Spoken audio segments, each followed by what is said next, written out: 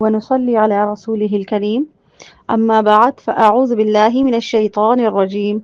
بسم الله الرحمن الرحيم رب اشرح لي صدري ويسر لي أمري واحلل عقدة من لساني يفقه قولي واجعل لي وزيرا من أهلي اللهم فقهنا في الدين اللهم أرنا الحق حقا وارزقنا اتباعه وأرنا الباطل باطلا وارزقنا اجتنابه آمین رب العالمین۔ السلام علیکم ورحمۃ اللہ وبرکاتہ۔ نحمده ونصلي على رسوله الكريم اما بعد فاعوذ بالله من الشيطان الرجيم بسم الله الرحمن الرحيم رب اشرح لي صدري ويسر لي امري واحلل عقدة من لساني يفقهوا قولي واجعل لي وزيرا من اهلي اللهم فقهنا في الدين اللهم ارنا الحق حقا وارزقنا اتباعه وارنا الباطل باطلا وارزقنا اجتنابه آمین رب العالمین۔ السلام علیکم ورحمۃ اللہ وبرکاتہ۔ آج کا ہمارا پارہ جو ہے وہ ہے پارہ نمبر 4۔ اعوذ باللہ من الشیطان الرجیم بسم اللہ الرحمن الرحیم۔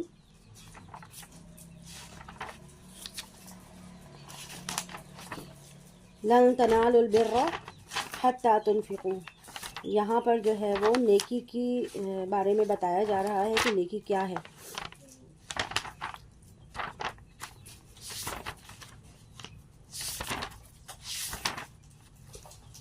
لن تنالوا البر حتى تنفقوا مما تحبون وما تنفقوا من شيء فإن الله به عليم۔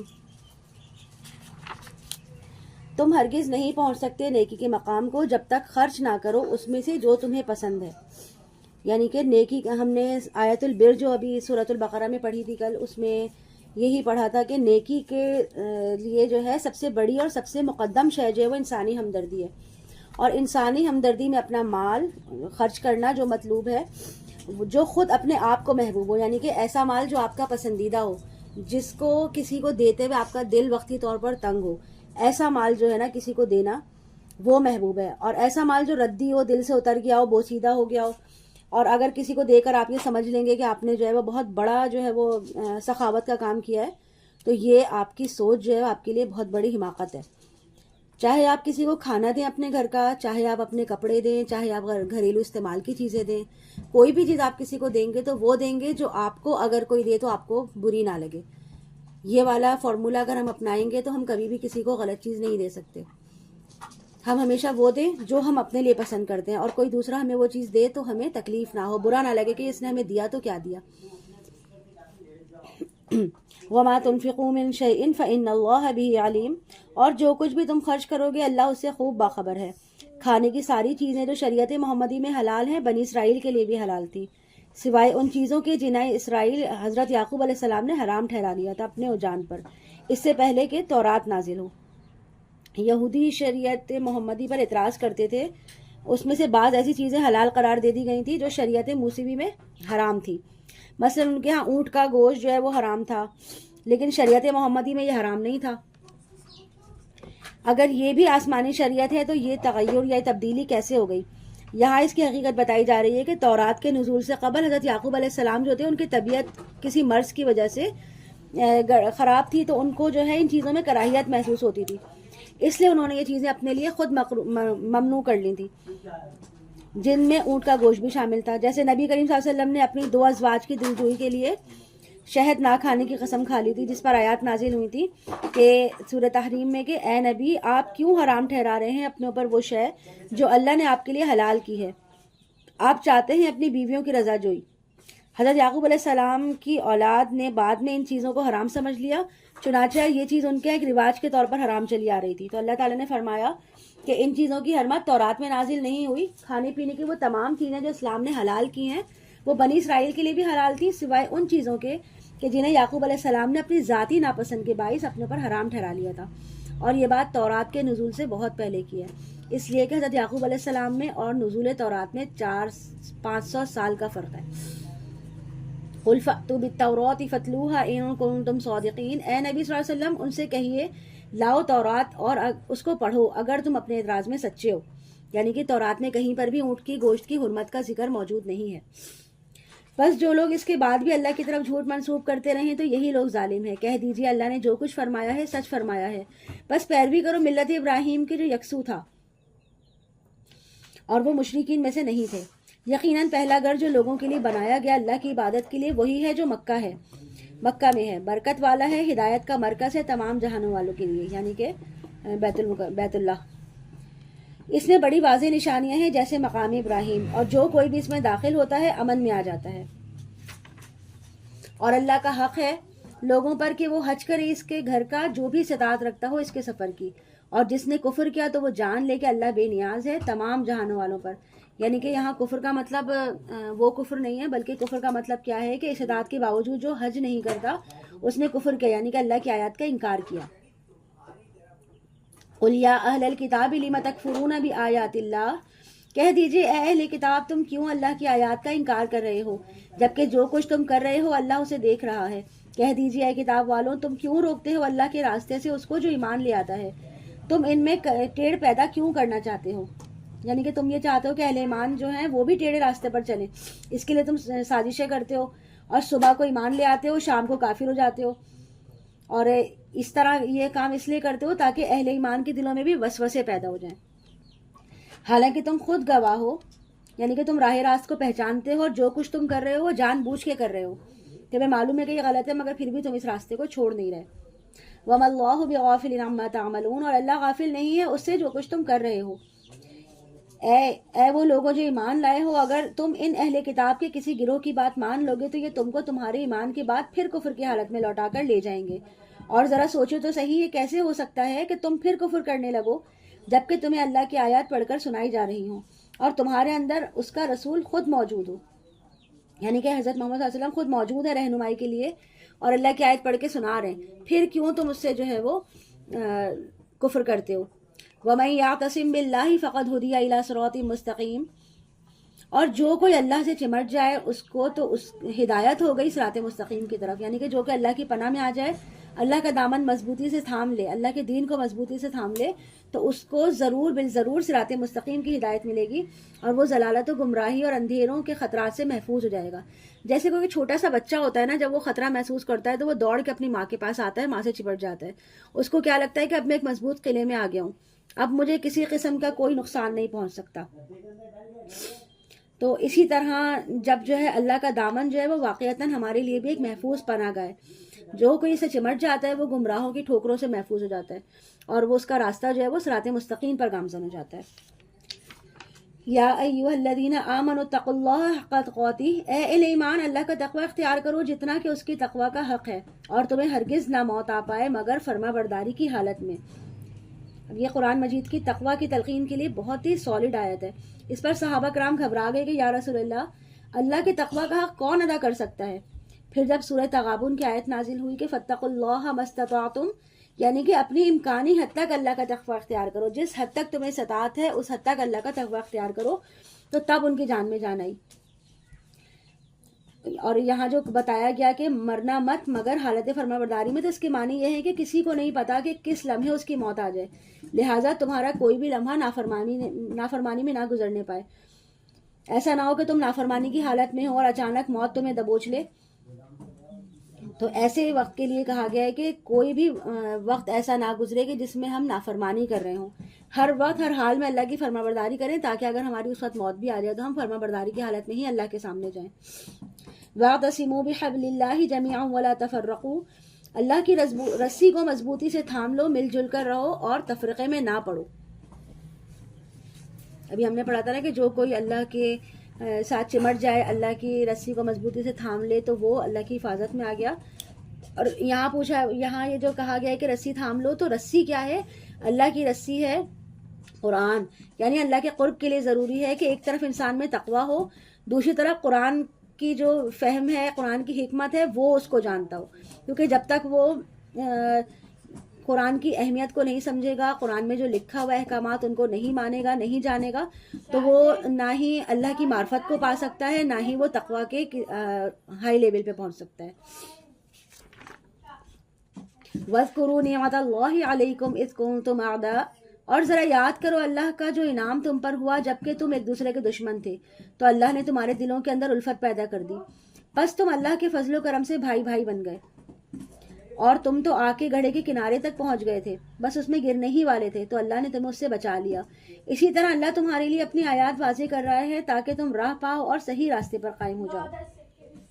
اور تم میں سے ایک جماعت ایسی ضرور ہونی چاہیے جو خیر کی طرف دعوت دے، نیکی کا حکم دیتی رہے اور برائی سے روکتی رہے۔ اس آیت میں اس جماعت کے کرنے کے 3 کام بتائے گئے ہیں کہ جن کا جو اولین کام ہے وہ دعوت الی الخیر ہے۔ اور دعوت کس چیز کی سب سے بڑی خیر ہے؟ قرآن کی دعوت۔ وَأُولَٰئِکَ هُمُ الْمُفْلِحُونَ، اور یہی لوگ فلاح پانے والے ہیں، یعنی کہ وہ بڑی امت جو کروڑوں افراد پر مشتمل ہے، اگر وہ یہ کام نہیں کرتی اور اس کے باوجود فلاح اور نجات کی امید رکھتی ہے تو یہ اس کی جو ہے ایسی امید ہے جو کہ موہوم ہے، جو کہ پوری ہونے والی نہیں ہے۔ فلاح پانے والے صرف 3 لوگ ہوں گے، اور وہ 3 لوگ کون ہوں گے؟ جو یہ 3 کام کریں گے: دعوت الی الخیر، یعنی کہ خیر کی طرف، قرآن کی طرف دعوت دیں گے، امر بالمعروف کریں گے، یعنی کہ نیکی کی طرف لوگوں کو بلائیں گے، نیکی کا حکم دیں گے، اور نہی عن المنکر، یعنی کہ برائیوں سے روکنے والے ہوں گے۔ حضرت ابو سعید خدری رضی اللہ تعالیٰ عنہ سے روایت ہے کہ رسول پاک صلی اللہ علیہ وسلم نے ارشاد فرمایا: من رآ منکم منکرا فلیغیرہ بیدہ، فإن لم یستطع فبلسانہ، فإن لم یستطع فبقلبہ، وذلک اضعف الایمان۔ تم میں سے جو کوئی کسی منکر شخص کو دیکھے، اس کا فرض ہے کہ اسے زور بازو سے روک دے، پس اگر اس کی طاقت نہیں ہے تو زبان سے روکے، پھر اگر اس کی بھی ہمت نہیں ہے تو دل میں برائی سے نفرت ضرور رکھے، اور یہ ایمان کا کمزور ترین درجہ ہے۔ لیکن اگر دل میں نفرت موجود ہے نا تو پھر اگلا قدم بھی اٹھاؤ، یعنی زبان سے کہنا شروع کرو کہ بھائی یہ چیز غلط ہے، اللہ نے اسے حرام ٹھہرایا، یہ کام مت کرو۔ اس کے ساتھ ساتھ کیا کرو کہ ایک جماعت منظم بنانے کی کوشش کرتے رہو، افرادی قوت کو بھی جمع کرو۔ جب خاطر خواہ حد تک طاقت جمع ہو جائے تو پھر کھڑے ہو جاؤ کہ اب ہم یہ غلط کام جو ہے نہیں ہونے دیں گے۔ اور نہیں عن المنکر جو ہے نا، اس کی ممکنہ صورت یعنی کہ طاقت کے ساتھ برائی کو روکنے کا ایک طریقہ یہ جو ہے انقلاب ہے، ایک طرح سے جد و جہد کا آخری مرحلہ۔ وَلَا تَكُونُوا كَالَّذِينَ تَفَرَّقُوا وَاخْتَلَفُوا مِن بَعْدِ مَا جَاءَهُمُ الْبَيِّنَاتُ، اور ان لوگوں کی طرح نہ ہو جانا جو فرقوں میں بٹ گئے اور انہوں نے اختلاف پیدا کر لیے اس کے بعد کہ ان کے پاس واضح تعلیمات آ گئی تھیں، اور انہی لوگوں کے لیے بہت بڑا عذاب ہے۔ قیامت کے دن، جس دن بعض چہرے بڑے روشن اور تابناک ہوں گے اور بعض چہرے سیاہ ہوں گے، تو جن لوگوں کے چہرے سیاہ ہوں گے ان سے پوچھا جائے گا کہ کیا تم اپنے ایمان کے بعد کفر میں لوٹ گئے تھے؟ ہدایت آنے کے بعد تم لوگ تفرقے میں پڑ گئے تھے اور تم نے اللہ کی رسی کو چھوڑ دیا تھا، تو اب مزہ چکھو اس کفر کے باعث جو تم کرتے رہے ہو۔ اور جن کے چہرے روشن تابناک ہوں گے تو وہ اللہ کی رحمت میں ہوں گے اور اسی میں ہمیشہ ہمیشہ رہیں گے۔ یہ اللہ کی آیات ہیں جو ہم آپ کو پڑھ کر سنا رہے ہیں حق کے ساتھ، اور اللہ تعالیٰ تو جہاں والوں کے لیے ظلم کا ارادہ نہیں رکھتا، یعنی لوگ جو ہے وہ اپنے پر خود ظلم کرتے ہیں، خود غلط راستے کی طرف پڑھتے ہیں، پھر ان کی سزا انہیں دنیا میں بھی ملنی تھی ہے اور آخرت میں بھی ان کو اس کی سزا بھگتنی پڑتی ہے۔ وَلِلَّهِ مَا فِي السَّمَاوَاتِ وَالْأَرْضِ وَإِلَى اللَّهِ تُرْجَعُ الْأُمُورُ، اور اللہ ہی کے لیے ہے جو کچھ آسمان میں ہے اور جو کچھ زمین میں ہے، بالآخر سارے معاملات اللہ ہی کی طرف لوٹا دیے جائیں گے۔ كُنتُمْ خَيْرَ أُمَّةٍ أُخْرِجَتْ لِلنَّاسِ تَأْمُرُونَ بِالْمَعْرُوفِ وَتَنْهَوْنَ عَنِ الْمُنكَرِ وَتُؤْمِنُونَ بِاللَّهِ وَلَوْ آمَنَ أَهْلُ الْكِتَابِ لَكَانَ خَيْرًا لَهُمْ مِنْهُمُ الْمُؤْمِنُونَ وَأَكْثَرُهُمُ الْفَاسِقُونَ۔ تم میں بہترین امت ہو، تم وہ بہترین امت ہو جسے لوگوں کے لیے برپا کیا گیا ہے، یعنی کہ یہاں پہ امت مسلمہ کے پیدا بنانے کی جو وجہ ہے، غرض ہے، وہ بتائی جا رہی ہے، یعنی کہ پورے تو امت مسلمہ اس مقصد کے لیے بنائی گئی تھی، لیکن بس قسمتی سے آج کیا ہو رہا ہے کہ امت مسلمہ جو ہے وہ اپنا مقصد حیات بھول گئی ہے، یعنی کہ مسلمان کی زندگی کا جو مقصد ہے وہ زیادہ سے زیادہ لوگوں کو ہدایت کی طرف بلانا اور جہنم کی آگ سے بچانا ہے۔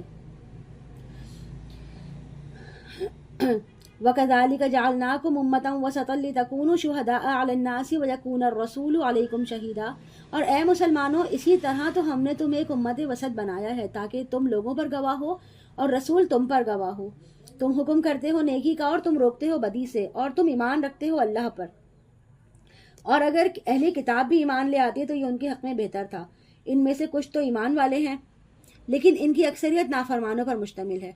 اے مسلمانوں، یہ تمہیں کوئی نقصان نہیں پہنچا سکیں گے سوائے تھوڑی سی کوفت کے، یعنی کہ تمہارے خلاف یہ بہت زبان درازی ضرور کرتے رہیں گے اور اس طرح تمہارے لیے کوفت کا باعث بنیں گے، لیکن بالفعل تمہیں کوئی نقصان نہیں پہنچا سکیں گے۔ اور اگر یہ تم سے جنگ کریں گے تو پیٹھ دکھا دیں گے، پھر ان کی مدد نہیں کی جائے گی، یعنی کہ یہ تمہارے مقابلے میں بزدل ہیں، یہ تمہارے مقابلے کی جرت نہیں کر سکیں گے، یہ آ بھی جائیں گے مقابلہ کرنے تو ٹھہر نہیں پائیں گے، اور یہ ایسے بے بس ہوں گے کہ ان کو کہیں بھی مدد نہیں ملے گی۔ ضربت علیہم الذلۃ اینما ثقفوا، ان کے اوپر ذلت تھوپ دی گئی ہے جہاں کہیں بھی پائے جائیں، سوائے یہ کہ انہیں کسی وقت اللہ کا کوئی سہارا حاصل ہو جائے یا لوگوں کی طرف سے کوئی سہارا مل جائے، اور یہ اللہ کے غضب کے مستحق ہو گئے اور ان پر کم ہمتی مسلط کر دی گئی۔ یہ اس لیے ہوا کہ یہ اللہ کی آیات کا انکار کرتے رہے اور انبیاء کو ناحق قتل کرتے رہے، اور یہ اس لیے ہوا کہ انہوں نے نافرمانی کی روش اختیار کی اور حد سے تجاوز کرتے رہے۔ اسے کیا پتہ چل رہا ہے کہ جو بھی اللہ کے احکامات کی خلاف ورزی کرے گا، اللہ کی آیات کا انکار کرے گا، اللہ کی نافرمانی کرے گا، تو اللہ تعالیٰ اس کے اندر بزدلی اور کم ہمتی لے آئیں گے، اس کے اندر کی جو مضبوطی ہے، طاقت ہے، وہ ختم ہو جائے گی۔ من اہل الکتاب امۃ قائمۃ یتلون آیات اللہ آناء اللیل وہم یسجدون، اہل کتاب میں سے ایسے لوگ بھی ہیں جو سیدھے راستے پر قائم ہیں، رات کے اوقات میں اللہ کی آیات کی تلاوت کرتے ہیں اور سجدہ کرتے ہیں۔ یعنی کہ رسول پاک صلی اللہ علیہ وسلم کے زمانے میں خاص طور پر عیسائی راہبوں کی کثیر تعداد تھی جو اس کردار کے حامل تھی۔ انہی میں سے ایک بحیرہ راہب بھی تھا جس نے حضرت محمد صلی اللہ علیہ وسلم کو بچپن میں پہچان لیا تھا، اور دوسری طرف یہود میں بھی اس وقت اکا لوگ ایسے باقی تھے، لیکن مجموعی طور پر جو ہے یہ ایمان کا جو کردار تھا یہ ختم ہو چکا تھا۔ یؤمنون باللہ والیوم الآخر، وہ ایمان رکھتے ہیں اللہ پر اور یوم آخرت پر، اور نیکی کا حکم دیتے ہیں اور برائی سے روکتے ہیں، اور نیکیوں میں ایک دوسرے سے آگے نکلنے کی کوشش کرتے ہیں، یقیناً یہ لوگ صالحین میں سے ہیں۔ جو خیر بھی یہ کریں گے اس کی ناقدری نہیں کی جائے گی، اور اللہ ایسے متقی لوگوں سے خوب واقف ہے۔ اس کے برعکس جو لوگ کفر پر اڑ گئے ان کے کام نہیں آ سکیں گے، نہ ان کے مال نہ ان کی اولاد اللہ سے بچانے میں کچھ بھی، یہی لوگ جہنمی ہیں، اسی میں وہ ہمیشہ رہیں گے۔ دنیا کی زندگی میں یہ لوگ جو بھی خرچ کر رہے ہیں اس کی مثال ایسی ہے کہ جیسے ایک زوردار آندھی جس میں پالا ہو، وہ کسی ایسی قوم کی کھیتی کو آ پڑے جس نے اپنی جانوں پر ظلم کیا ہو، پھر وہ اس کھیتی کو تباہ و برباد اور تہس نہس کر کے رکھ دے، یعنی ان کی نیکیاں، ان کا انفاق، جدوجہد، دوڑ دھوپ، سب کا سب بالکل ضائع ہونے والا ہے۔ اور اس کی وجہ کیا ہے؟ کیونکہ انہوں نے ظلم کیا، اللہ کے ساتھ شرک کیا، اللہ کی آیات کا انکار کیا۔ وما ظلمهم اللہ ولکن انفسهم یظلمون، اور ان پر اللہ نے کوئی ظلم نہیں کیا بلکہ وہ اپنی جانوں پر خود ظلم کرنے والے ہیں۔ اے اہل ایمان، اپنے سوا کسی کو اپنا رازدار نہ بناؤ، یعنی جس شخص کے بارے میں اطمینان ہو کہ وہ صاحب ایمان ہے، مسلمان ہے، اس کے علاوہ کسی اور شخص کو اپنا بھیدی اور محرم راز نہ بناؤ، اور اس بات کا یقین رکھو کہ وہ تمہارے راز کو کسی کے سامنے افشا نہیں کرے گا۔ لا یألونکم خبالا، وہ تمہارے لیے کسی خرابی میں کوئی کسر نہیں چھوڑتے، انہیں پسند ہے وہ چیز جو تمہیں تکلیف اور مشقت میں ڈالے۔ ان کی دشمنی ان کے منہ سے بھی ظاہر ہو چکی ہے، یعنی کہ ان کا کلام ایسا زہر آلود ہوتا ہے کہ اسے اسلام اور مسلمانوں کی دشمنی جو ہے وہ ٹپکتی ہے، اور یہ اپنی زبانوں سے آتش برساتے ہیں۔ اور جو کچھ ان کے سینے چھپائے ہوئے ہیں وہ اس سے بھی بڑھ کر ہے، یعنی کہ جو کچھ وہ اپنی زبانوں سے ظاہر کرتے ہیں وہ تو پھر بھی کم ہے، لیکن ان کے دلوں کے اندر دشمنی اور حسد کی جو آگ ہے وہ بہت زیادہ بھڑک رہی ہے، جتنا ہم ان کے لفظوں سے اندازہ کر سکتے ہیں اس سے بھی کہیں بڑھ کر۔ تو اس لیے یہودیوں کو اپنا دوست بنانے سے منع کیا گیا ہے۔ ہاں انتم اولائی تحبونہم، یہ تم ہی ہو کہ ان کو دوست رکھتے ہو، لیکن جان لو کہ وہ تم سے محبت نہیں کرتے، حالانکہ تمہاری شان یہ ہے کہ تم پوری کتاب کو مانتے ہو، تورات کو بھی مانتے ہو، انجیل کو بھی مانتے ہو، قرآن کو بھی مانتے ہو۔ وَإِذَا لَقُوكُمْ قَالُوا آمَنَّا، اور جب یہ تم سے ملتے ہیں تو کہتے ہیں کہ ہم بھی مومن ہیں، اور جب وہ اکیلے میں ہوتے ہیں تو تم پر غصے کی وجہ سے اپنی انگلیاں چبا لیتے ہیں، یعنی کہ جب وہ دیکھتے ہیں کہ ان کی سازشیں، ان کی کوششیں کامیاب نہیں ہو رہی اور اسلام مسلسل آگے بڑھتا چلا جا رہا ہے، تو وہ غصے میں پیچھو تاب کھاتے ہیں اور اپنی انگلیاں چباتے ہیں۔ قُلْ مُوتُوا بِغَيْظِكُمْ، ان سے کہو مر جاؤ اپنے غم و غصے میں، یقیناً اللہ تعالیٰ جو کچھ سینوں کے اندر چھپا ہوا ہے اس سے خوب واقف ہے۔ اے مسلمانوں، اگر تمہیں کوئی بھلائی پہنچ جائے تو وہ ان کو بری لگتی ہے، یعنی مسلمانوں کی فتح، ان کی کامیابی کو وہ برا سمجھتے ہیں، چڑھتے ہیں، برا مانتے ہیں، اور اگر تمہیں کوئی تکلیف پہنچے تو وہ اس سے خوش ہوتے ہیں۔ لیکن اگر تم صبر کرتے رہو اور تقوی کی روش اختیار کرتے رہو تو ان کی ساری چالیں تمہیں کوئی مستقل نقصان نہیں پہنچا سکیں گی۔ جو کچھ یہ کر رہے ہیں یقیناً اللہ تعالیٰ اس کا احاطہ کیے ہوئے ہے، یہ اللہ کے دائرے سے، اس کی طے کردہ حدود سے آگے نہیں نکل سکتے۔ ان کی ساری کوششیں، ساری اچھل کود، جو کچھ بھی ہے نا، وہ اسی حد کے اندر رہیں گی۔ چنانچہ اللہ تعالیٰ جو ہے وہ یہ ضمانت دے رہا ہے کہ یہ لوگ تمہیں مستقل کا کوئی نقصان نہیں پہنچا سکیں گے۔ وَإِذْ غَدَوْتَ مِنْ أَهْلِكَ تُبَوِّئُ الْمُؤْمِنِينَ مَقَاعِدَ لِلْقِتَالِ، اور اے نبی صلی اللہ علیہ وسلم یاد کیجئے جب صبح کو آپ اپنے گھر سے نکلے تھے اور مسلمانوں کو جنگ کے مورچوں میں معمور کر رہے تھے۔ یہ غزوہ احد کی صبح حضور صلی اللہ علیہ وسلم جو ہے وہ حضرت عائشہ کے حجرے سے باہر تشریف لانے اور جنگ کے میدان میں پہنچ کر مسلمانوں کی صف بندی کرنے کا ذکر ہے کہ آپ ایک ایک مورچے پر خود صحابہ کرام کو معمور کر رہے تھے۔ واللہ سمیع علیم، جبکہ اللہ سب کچھ جاننے والا اور سننے والا ہے۔ جبکہ تم میں سے دو گروہ بزدلی دکھانے پر آمادہ تھے، حالانکہ ان کا اللہ پشپنا تھا. وہ اللہ ہی پر توکل کرنا چاہیے اہل ایمان کو. اور اللہ نے تو تمہاری مدد بدر میں بھی کی تھی جبکہ تم کمزور تھے. غزوہ بدر میں جو 1000 مشرکین کے مقابلے میں اہل ایمان صرف 313 تھے، جبکہ ان سب کے پاس تلواریں بھی نہیں تھیں، یعنی کہ کوئی بھی ان کے پاس جنگ کا ساز و سامان نہیں تھا. اور پورا لشکر جو تھا ان کا 313 کا، اس میں ان کے پاس صرف 8 تلواریں تھیں. اور کفار مکہ جو تھے وہ 100 گھوڑوں کا جو ہے وہ رسالہ لے کر آئے تھے، یعنی کہ قافلہ لے کر آئے تھے، اور ادھر ان کے پاس صرف 2 گھوڑے تھے. کفار مکہ کے پاس جو ہے وہ 700 اونٹ تھے، اور ادھر مسلمانوں کے پاس صرف 70 اونٹ تھے. اس سب کے باوجود بھی اللہ تعالیٰ نے کیا کیا کہ اللہ تعالیٰ نے مسلمانوں کو ہی غالب کیا. فاتقوا اللہ لعلکم تشکرون، تو اللہ کا تقوی اختیار کرو، تم اللہ کا صحیح معنی میں شکر ادا کر سکو. اے نبی صلی اللہ علیہ وسلم، جب آپ کہہ رہے تھے اہل ایمان سے کہ کیا تمہارے لیے کافی نہیں کہ تمہارا رب تمہاری مدد کرے 3000 فرشتوں سے جو آسمانوں سے اترنے والے ہوں گے؟ کیوں نہیں اے مسلمانوں، اگر تم صبر کرو گے اور تقوی کی رخصت پر رہو گے، تو اگر وہ فوری طور پر تم پر حملہ آور ہو جائیں تو تمہارا رب تمہاری مدد کرے گا 5000 فرشتوں کے ذریعے جو نشان زدہ گھوڑوں پر آئیں گے. اور اللہ نے اس کو نہیں بنایا مگر تمہارے لیے بشارت، اور تاکہ تمہارے دل اس سے مطمئن ہو جائیں، ورنہ مدد تو ہونی ہی اللہ کی طرف سے ہے جو غالب اور حکمت والا ہے. یہ تو اللہ کی طرف سے بشارت کے طور پر تمہارے دلوں کے اطمینان کے لیے بتا دیا گیا ہے، ورنہ اللہ تعالیٰ فرشتوں کو بھیجے بغیر بھی تمہاری مدد کر سکتا تھا، کیونکہ اللہ تعالیٰ جو ہے وہ کن فیکون کی شان رکھتا ہے. اور یہ جو بشارت دی گئی ہے وہ اس وجہ سے دی گئی کہ اگر 3000 کی تعداد میں دشمن تمہارے سامنے ہو تو تمہاری مدد کو 3000 فرشتے اتر آئیں گے، اور اگر وہ فوری طور پر حملہ کر بھی دیں گے تو اللہ تعالیٰ 5000 فرشتے بھیج دے گا، کیونکہ اللہ تعالیٰ کے لیے کچھ بھی مشکل نہیں ہے. لِيَقْطَعَ طَرَفًا مِّنَ الَّذِينَ كَفَرُوا أَوْ يَكْبِتَهُمْ فَيَنقَلِبُوا خَائِبِينَ، اور یہ مدد وہ تمہیں اس لیے دے گا تاکہ کافروں کا ایک بازو کاٹ دے، یا انہیں ذلیل کر دے، یا وہ خائب و خاسر ہو کر لوٹ جائیں. یعنی سب سے پہلے رسول پاک صلی اللہ علیہ وسلم کا اپنے گھر سے نکل کر میدان جنگ میں آگے مورچہ بندی کا ذکر ہوا، اور پھر اس سے پہلے کے حالات کے بارے میں بتایا گیا کہ جب خبریں پہنچی ہوں گی 3000 لشکر مدینہ پہ حملہ آور ہونے کے لیے آ رہا ہے، تو رسول اللہ صلی اللہ علیہ وسلم نے اہل ایمان کو اللہ کی مدد اور نصرت و خوشخبری دی ہوگی. اب اس جنگ کے دوران مسلمانوں سے کچھ خطائیں بھی ہوئیں، غلطیاں بھی ہوئیں، ان کی نشاندہی کی جا رہی ہے کہ خود حضرت صلی اللہ علیہ وسلم سے بھی خطا کا ایک معاملہ ہوا، اس پر بھی گرفت ہے، بلکہ سب سے پہلے اسی معاملے کو لیا جا رہا ہے. جب آپ صلی اللہ علیہ وسلم شدید زخمی ہوئے اور آپ پر بے ہوشی طاری ہو گئی، پھر جب ہوش آئے تو آپ کی زبان سے یہ لفظ نکلے کہ یہ قوم کیسے فلاح پائے گی جس نے اپنے نبی کے چہرے کو خون سے رنگ دیا جبکہ وہ انہیں اللہ کی طرف بلا رہے تھے. تلوار کا جو ایک وار ہے حضور صلی اللہ علیہ وسلم کی رخسار کی ہڈی پر پڑا تھا، اور اس سے آپ کے 2 دانت بھی شہید ہو گئے تھے. زخم سے ایک دم جو ہے وہ خون کا فوارہ چھوٹ پڑا، جس کی وجہ سے آپ کا پورا چہرہ جو ہے وہ لہولہان ہو گیا تھا، اور خون زیادہ مقدار میں بہنے کی وجہ سے آپ پر بے ہوشی طاری ہو گئی تھی. اور آپ ہوش میں آئے تو زبان مبارک سے یہ الفاظ نکلے. اس پر یہ آیت نازل ہوئی کہ لیس لک من الامر شیء، اے نبی اس معاملے میں آپ کا کوئی اختیار نہیں ہے، آپ کا کام دعوت دینا اور تبلیغ کرنا ہے، لوگوں کی ہدایت اور اندھیرے کے فیصلے ہم کرنے والے ہیں. اللہ تعالیٰ کے فیصلوں کا اندازہ دیکھیے کہ جس شخص کی وجہ سے مسلمانوں کو ہزیمت اٹھانی پڑی، یعنی خالد بن ولید، اللہ تعالیٰ نے حضرت محمد صلی اللہ علیہ وسلم ہی کی زبان مبارک سے اسے سیف من سیوف اللہ، یعنی کہ اللہ کی تلواروں میں سے ایک تلوار کا خطاب دلوا دیا. لیس لک من الامر شیء، اے نبی اس معاملے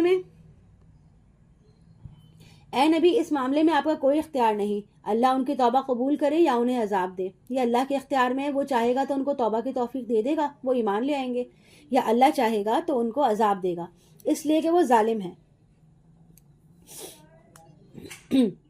وَلِلَّهِ مَا فِي السَّمَاوَاتِ وَمَا فِي الْأَرْضِ يَغْفِرُ لِمَن يَشَاءُ وَيُعَذِّبُ مَن يَشَاءُ وَاللَّهُ غَفُورٌ رَحِيمٌ. اللہ ہی کے لیے جو کچھ آسمانوں میں ہے اور جو کچھ زمین میں ہے، وہ جس کو چاہتا ہے بخش دیتا ہے اور جس کو چاہتا ہے عذاب دیتا ہے، اور اللہ غفور الرحیم ہے. اے اہل ایمان، سود مت کھاؤ دگنا چوگنا بڑھتا ہوا. یہاں پہلے ہم نے سورہ بقرہ میں جو آیات پڑھی تھی اس کی سود کی، اس میں یہ تھا نا کہ کچھ اس میں تمہارے لیے نفع ہے اور کچھ نقصان زیادہ ہے، لیکن اب یہاں پر کیا گیا کہ بالکل نفی آ رہی ہے کہ سود مت کھاؤ دگنا چوگنا بڑھتا ہوا، اور اللہ کا تقوی اختیار کرو تاکہ تم فلاح پاؤ. اور اس آگ سے بچو جو کافروں کے لیے تیار کی گئی ہے، اللہ اس کے رسول کی اطاعت کرتے رہو تاکہ تم پر رحم کیا جائے، اور مسابقت کرو اپنے رب کی مغفرت کے حصول کے لیے اور اس جنت کو حاصل کرنے کے لیے جس کا پھیلاؤ آسمان اور زمین جتنا، یعنی کہ اللہ کی مغفرت کے لیے دوڑو بھاگو، ایک دوسرے سے آگے نکل جانے کی کوشش کرو. اعدت للمتقین، وہ تیار کی گئی ہے اور سنواری گئی ہے اہل تقوی کے لیے. وہ لوگ جو خرچ کرتے ہیں کشادگی میں بھی اور تنگی میں بھی. یا سود کے مقابلے میں انفاق فی سبیل اللہ کا ذکر ہو رہا ہے. والکاظمین الغیظ والعافین عن الناس، اور وہ غصے کو پی جانے والے اور لوگوں کی خطاؤں سے درگزر کرنے والے ہوتے ہیں، اور اللہ سے محسنین کو پسند کرتا ہے. یہ احسان کا درجہ ہے، مومنین کا ایکسلنس لیول ہے کہ وہ جب ایمان پر آ جاتا ہے، ایمان پر قائم ہو جاتا ہے، تو وہ ایکسلنس لیول پر جا کے جو ہے وہ اعمال کرتا ہے. اور اس کے اعمال میں سے کیا بتایا کہ وہ تکلیف میں ہو، تنگی میں ہو، کشادگی میں ہو، ہر حال میں وہ خرچ کرتا ہے. اور اس کے ساتھ ساتھ وہ غصے کو پی جانے والا ہوتا ہے اور لوگوں کی خطاؤں سے درگزر کرنے والا ہوتا ہے. اور جب وہ یہ سب کر لیتا ہے تو وہ ایکسلنس لیول پہ پہنچ جاتا ہے، یعنی کہ احسان کے درجے پہ، محسنین کے لیول پر. اور اللہ جو ہے وہ محسنین کو پسند کرتا ہے. والذین اذا فعلوا فاحشة او ظلموا انفسهم ذکروا اللہ، اور جن کا یہ حال ہے کہ اگر کبھی ان سے کسی بے حیائی کا ارتکاب ہو جائے یا اپنے اوپر کوئی ظلم کر بیٹھے تو فوراً انہیں اللہ یاد آ جاتا ہے، بس وہ اس سے اپنے گناہوں کی بخشش طلب کرتے ہیں. اور کون ہے جو معاف کر سکے گناہوں کو سوائے اللہ کے، اور وہ اپنے اس فعل کو غلط جانتے بوجھتے اصرار نہیں کرتے. یعنی کہ اگر ایسا نہیں ہے کہ وہ گناہ پہ گناہ کرتے چلے جاتے ہیں کہ موت کا وقت آئے گا تو توبہ کر لیں گے. اس وقت کی توبہ توبہ نہیں ہے، بلکہ توبہ تو یہ ہے کہ ایک مسلمان اگر جذبات کی رو میں بہہ کر کسی قسم کا کوئی گناہ کر جائے، کوئی بھول چوک ہو جائے اس سے، تو وہ فوری طور پر ہوش میں آنے کے بعد اللہ کے حضور گر گڑائے اور پھر ارادہ پکا کرے کہ میں اب دوبارہ یہ گناہ نہیں کروں گا، اور پوری پشیمانی کے ساتھ اور قلب سلیم کے ساتھ اللہ کی جناب میں توبہ کرے. تو ایسی توبہ کی جو ہے نا اللہ تعالیٰ ضمانت دیتا ہے. ایسی توبہ نہیں کہ ایک لمحہ گناہ کیا پھر اگلے لمحہ اللہ مجھے معاف کر دے، پھر اگلے لمحے پھر ہم اسی گناہ میں کے مرتکب ہو جائیں. تو ایسا گناہ جو ہے، ایسی توبہ اللہ کے یہاں جو ہے قابل قبول نہیں ہے، بلکہ ایسی توبہ قابل قبول ہے جو سچے دل سے کی جائے اور دوبارہ گناہ کرنے کا ارادہ نہ کیا جائے. اولئک جزاؤہم مغفرۃ من ربہم، یہ ہیں وہ لوگ جن کا بدلہ ہے ان کے رب کی طرف سے مغفرت کا، اور وہ باغات کے جن کے دامن میں ندیاں بہتی ہوں گی اور ان میں ہمیشہ ہمیشہ رہیں گے.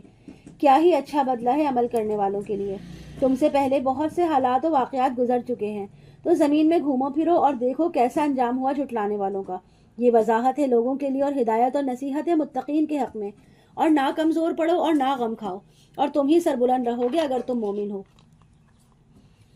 اب اگر تمہیں چرکا لگا ہے تو تمہارے دشمن کو بھی ایسا ہی چرکا اس سے پہلے لگ چکا ہے. یعنی کہ اگر تمہیں تکلیف آ رہی ہے، تمہیں زخم لگ رہے ہیں، تو ایسے ہی زخم جو ہے وہ تم سے پہلی امتوں کو بھی لگ چکے ہیں. یہ تو دن ہیں جن کو ہم الٹ پھیر کرتے رہتے ہیں. یہ زمانے کے نشیب و فراز ہیں جن ہم لوگوں کے درمیان گردش دیتے رہتے ہیں. کسی قوم کو ہم ایک سی کیفیت میں نہیں رکھتے، اور یہ اس لیے ہوتا ہے کہ اللہ دیکھ لے کہ کون لوگ حقیقتاً مومن ہیں. یعنی کہ اگر آزمائش اور امتحان نہ آئے، تکلیف نہ آئے، قربانی نہ دینی پڑے، تو کیسے پتہ چلے گا کہ حقیقتاً مومن کون ہے؟ امتحان اور آزمائش سے ہی تو پتہ چلتا ہے کہ کون اپنے دعوے میں سچا ہے. چنانچہ اللہ تعالیٰ آزمائش اور ابتلا کے ذریعے ظاہر کرنا چاہتا ہے کہ کس نے اپنا سب کچھ اللہ کے راستے میں لگا دیا، کس نے صبر کیا، اور کون ثابت قدم رہا اور کون جو ہے وہ الٹے پاؤں پھر گیا. وَيَتَّخِذَ مِنْكُمْ شُهَدَاءَ وَاللَّهُ لَا يُحِبُّ الظَّالِمِينَ، اور وہ چاہتا ہے کہ تم میں سے کچھ کو مقام شہادت عطا کرے، اور اللہ ظالموں کو پسند نہیں کرتا. اور اگر تمہیں تکلیف پہنچے تو اس کا یہ مطلب نہیں کہ اللہ نے کفار کی مدد کی ہے، اس کو پسند کیا ہے، بلکہ اللہ تعالیٰ نے تمہیں کیا کیا؟ اپنی گواہی کے لیے قبول کر لیا ہے. وَلِيُمَحِّصَ اللَّهُ الَّذِينَ آمَنُوا وَيَمْحَقَ الْكَافِرِينَ، اور یہ اس لیے ہوا ہے کہ اللہ اہل ایمان کو بالکل پاک صاف کر دے اور کافروں کو مٹا دے. اس موقع پر دراصل مسلمانوں میں خاص طور پر ان لوگوں کی آزمائش مطلوب تھی جو ابھی تازہ ایمان لائے تھے. ان میں سے کچھ پختہ ایمان والے تھے، کچھ کے ایمان کمزور تھے، اور کچھ ایسے تھے جو منافق بھی تھے. تو اللہ نے چاہا کہ کمزور ایمان والے جو ہیں وہ پوری طرح پختہ ہو جائیں، اور اگر کوئی منافق ہے تو وہ اہل ایمان سے کٹ جائے، تاکہ بحیثیت مجموعی جماعت کے اس میں کوئی کمزوری باقی نہ رہے. ام حسبتم ان تدخلوا الجنۃ ولما یعلم اللہ الذین جاہدوا منکم ویعلم الصابرین، کیا تم نے سمجھا تھا کہ جنت میں یوں ہی داخل ہو جاؤ گے، حالانکہ ابھی اللہ نے یہ تو دیکھا ہی نہیں کہ تم میں سے کون واقعتاً اللہ کی راہ میں جہاد کرنے والا ہے اور کون صبر و استقامت کا مظاہرہ کرنے والا ہے. اور تم تو موت کی تمنا کر رہے تھے اس سے پہلے کہ اس سے ملاقات ہوتی، سو اب تم نے اسے دیکھ ہی لیا ہے اپنی آنکھوں سے. یہاں خاص طور پر ان لوگوں کی طرف بات کی جا رہی ہے جو نئے ایمان لائے تھے، اور ان میں خاص طور پر ایسے نوجوانوں کی بات کی جا رہی ہے جو کہتے تھے کہ ہمیں بس شہادت چاہیے، ہمیں تو کھلے میدان میں جا کے مقابلہ کرنا ہے. تب ان کے جذبات پر یہ کہا جا رہا ہے کہ اب تم نے تو موت دیکھ لی نظروں کے سامنے، اب تم کیوں جو ہے وہ موت کو آسانی سے قبول نہیں کر رہے. وما محمد الا رسول قد خلت من قبله الرسل افإن مات او قتل انقلبتم على اعقابكم ومن ينقلب على عقبيه فلن يضر الله شيئا وسيجزي الله الشاكرين۔ وما محمد الا رسول، محمد صلی اللہ علیہ وسلم اس کے سوا کچھ نہیں کہ بس ایک رسول ہیں، ان سے پہلے بھی بہت سے رسول گزر چکے ہیں، تو کیا اگر ان کا انتقال ہو جائے یا وہ قتل کر دیے جائیں تو تم اپنی ایڑیوں کے بل لوٹ جاؤ گے؟ یعنی کہ کیا تم اس صورت میں الٹے پاؤں راہ حق سے پھر جاؤ گے؟ کیا یہی تمہارا دین اور ایمان کی حقیقت ہے؟ وَمَن يَنقَلِبْ عَلَىٰ عَقِبَيْهِ فَلَن يَضُرَّ اللَّهَ شَيْئًا، اور جو کوئی بھی اپنی ایڑیوں کے بل لوٹ جائے گا وہ اللہ کا کچھ نقصان بھی نہیں کرے گا، ہاں اللہ بدلہ دے گا شکر کرنے والوں کو۔ دیکھیے غزوہ احد کے دوران جو ہے نا حضرت محمد صلی اللہ علیہ وسلم کے بارے میں یہ افواہ اڑ گئی تھی کہ محمد صلی اللہ علیہ وسلم کا انتقال ہو گیا، تو بعض لوگ بہت دل گرفتہ ہو گئے کہ اب ہم کس لیے جنگ کریں۔ یہ کیفیت حضرت عمر پہ بھی طاری ہو گئی۔ آپ رضی اللہ تعالیٰ نے رسول پاک صلی اللہ علیہ وسلم کی خبر سن کر تلوار جو ہے نا پھینک دی اور دل برداشتہ ہو کر بیٹھ گئے کہ اب ہم نے جنگ کر کے لینا کیا ہے۔ یہاں اس طرز عمل پہ گرفت ہو رہی ہے کہ تمہارا یہ رویہ غلط ہے، محمد صلی اللہ علیہ وسلم اس کے سوا کچھ نہیں کہ وہ اللہ کے رسول ہیں، وہ معبود تو نہیں ہے، تم ان کے لیے جہاد نہیں کر رہے بلکہ تم اللہ کے لیے لڑ رہے ہو، اللہ کے دین کے غلبے کے لیے اپنی جان و مال قربان کر رہے ہو، محمد تو اللہ کے رسول ہیں۔ اب حضرت عمر چونکہ ایک جذباتی انسان تھے، لہٰذا رسول پاک صلی اللہ علیہ وسلم کی وفات کی خبر سن کے انہوں نے حوصلے چھوڑ دیے۔ اس سے ملتی جلتی کیفیت آپ پر حضور پاک صلی اللہ علیہ وسلم کے جب اسلل میں انتقال ہوا تھا نا اس وقت بھی طاری ہوئی تھی۔ حضرت محمد صلی اللہ علیہ وسلم کے انتقال کی خبر سن کر آپ اپنی تلوار کو لے کر بیٹھ گئے اور کہا کہ جو کوئی بھی کہے گا نا کہ محمد صلی اللہ علیہ وسلم کا انتقال ہو گیا میں اس کا سر اڑا دوں گا۔ حضرت ابو بکر جو ہیں وہ اس وقت مدینے کے مضافات میں تھے۔ اب یہ خبر سن کر آپ رضی اللہ تعالیٰ نے آئے اور سیدھے اپنی بیٹی عائشہ کے حجرے میں گئے۔ رسول اللہ صلی اللہ علیہ وسلم کے چہرے مبارک پر چادر تھی، آپ رضی اللہ تعالیٰ نے چادر ہٹائی اور جھک کر محمد صلی اللہ علیہ وسلم کی پیشانی کو بوسہ دیا اور رو دیے۔ پھر کہا، اے اللہ کے رسول، میرے ماں باپ آپ پر قربان، اللہ تعالیٰ آپ پر 2 موتیں جمع نہیں کرے گا، یعنی اب دوبارہ آپ پر موت وارد نہیں ہوگی، اب تو آپ صلی اللہ علیہ وسلم کو حیات جاویدانی حاصل ہو چکی ہے۔ اس کے بعد آپ رضی اللہ تعالیٰ نے باہر گئے اور لوگوں سے مخاطب ہوئے، آپ کو سامنے پا کر حضرت عمر بیٹھ گئے۔ حضرت ابو بکر نے اللہ تعالیٰ کی حمد و ثنا کے بعد فرمایا، من کان یعبد محمدا فإن محمدا قد مات ومن کان یعبد اللہ فإن اللہ حی لا یموت۔ جو کوئی محمد صلی اللہ علیہ وسلم کی عبادت کرتا تھا وہ جان لے کہ محمد صلی اللہ علیہ وسلم کا انتقال ہو چکا ہے، اور جو کوئی اللہ کی عبادت کرتا تھا اسے معلوم ہو کہ اللہ تو زندہ ہے جسے موت نہیں آئے گی۔ اس کے بعد آپ نے سورہ آل عمران کی آیت تلاوت فرمائی، یعنی کہ ابو بکر صدیق نے، وما محمد الا رسول، جو ابھی ہم نے پڑھی ہے 144 آیت۔ محمد صلی اللہ علیہ وسلم اس کے سوا کچھ نہیں کہ بس ایک رسول ہیں، ان سے پہلے بھی بہت سے رسول گزر چکے ہیں، تو کیا اگر ان کا انتقال ہو جائے یا وہ قتل کر دیے جائیں تو تم اپنی ایڑیوں پر کے بل لوٹ جاؤ گے؟ تو جو کوئی بھی اپنی ایڑیوں کے بل لوٹے گا وہ اللہ کا کچھ بھی نقصان نہ کرے گا، ہاں اللہ بدلہ دے گا شکر کرنے والوں کو۔ اس وقت ابو بکر صدیق کی زبانی یہ آیت سن کر لوگوں کو ایسا محسوس ہوا کہ جیسے یہ آیت اسی وقت نازل ہوئی ہے۔ وما کان لنفس ان تموت الا باذن اللہ، اور کسی جان کے لیے ممکن نہیں کہ وہ مر سکے مگر اللہ کے حکم سے، ہر ایک کی موت کا وقت مقرر ہے۔ جو کوئی دنیا کا اجر و ثواب چاہتا ہے ہم اسے اس میں سے دے دیتے ہیں، اور جو واقعتاً آخرت کا اجر چاہتا ہے ہم اسے اس میں سے دیں گے، اور شکر کرنے والوں کو ہم پورا بدلہ دیں گے۔ وَكَأَيٍّ مِّن نَبِيٍّ قَاتَلَ مَعَهُ رِبِّيُّونَ كَثِيرٌ، کتنے ہی نبی ایسے گزرے ہیں جن کے ساتھ ہو کر بہت سے اللہ والوں نے جنگ کی۔ یعنی کہ جو مسلمانوں تمہیں یہ واقعہ پیش آیا ہے یہ پہلا واقعہ نہیں ہے، اللہ کے بہت سے نبی ایسے گزرے ہیں کہ جن کے ساتھ بہت سارے اللہ والوں نے، اللہ کے ماننے والوں نے، چاہنے والوں نے، اللہ کے دیوانوں مت والوں نے اللہ کے دشمنوں سے جنگ کی ہے۔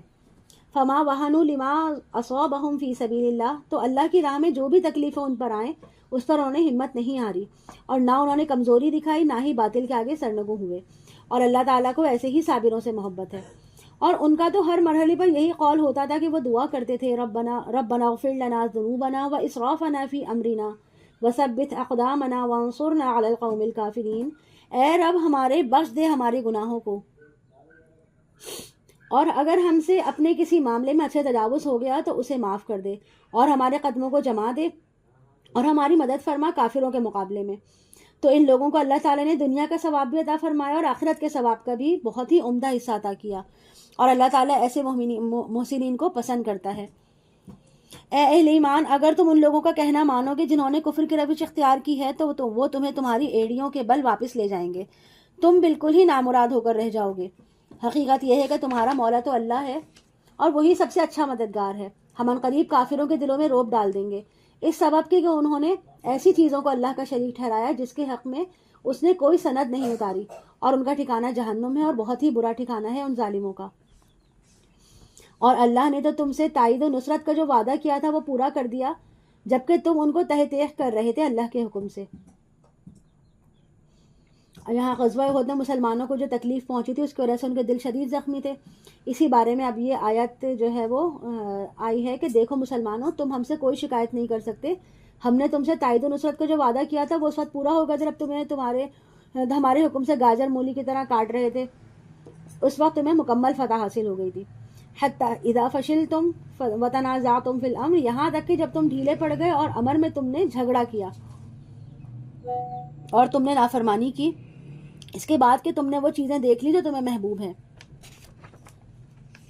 تم میں سے وہ بھی ہیں جو دنیا چاہتے ہیں، یعنی وہ خواہش رکھتے ہیں کہ دنیا میں فتح و نصرت اور کامیابی حاصل ہو جائے، ہمارا بول بالا ہو جائے، ہماری حکومت قائم ہو جائے، یعنی کہ دنیاوی مقصد کے لیے وہ جنگ کرتے ہیں۔ وَمِنْكُمْ مَنْ يُرِيدُ الْآخِرَةَ، اور تم میں سے وہ بھی ہیں جو صرف آخرت کے طالب ہیں۔ پھر اللہ نے تمہارا رخ پھیر دیا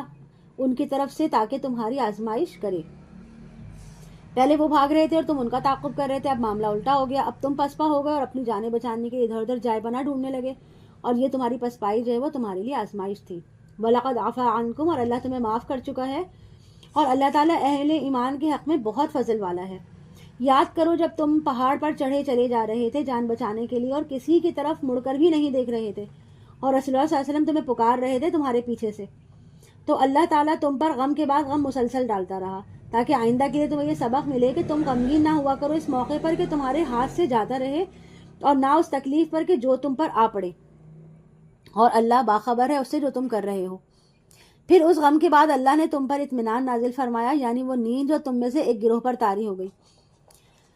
اور ایک ایسا گروہ تھا جنہیں اپنی جانوں کی پڑی ہوئی تھی، وہ اللہ کے بارے میں ناحق جہالت والے گمان کر رہے تھے۔ وہ کہہ رہے تھے کہ ہمارے لیے بھی اختیار میں کوئی حصہ ہے یا نہیں۔ کہہ دیجئے کہ سارا کا سارا معاملہ اللہ کے اختیار میں ہے، اے نبی، یہ اپنے دل میں وہ بات چھپا رہے ہیں جو آپ پر ظاہر نہیں کر رہے،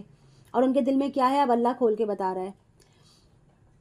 یقولون لو کان لنا من الامر شیء ما قتلنا ہاہنا، یہ اپنے دل میں کہتے ہیں کہ اگر اختیار میں ہمارا بھی کچھ حصہ ہوتا تو ہم یہاں نہ مارے جاتے۔ ان سے کہیے اگر تم سب کے سب اپنے گھروں میں بھی ہوتے تب بھی جن لوگوں کا قتل ہونا مقدر تھا وہ اپنی قتل گاہوں تک پہنچ جاتے،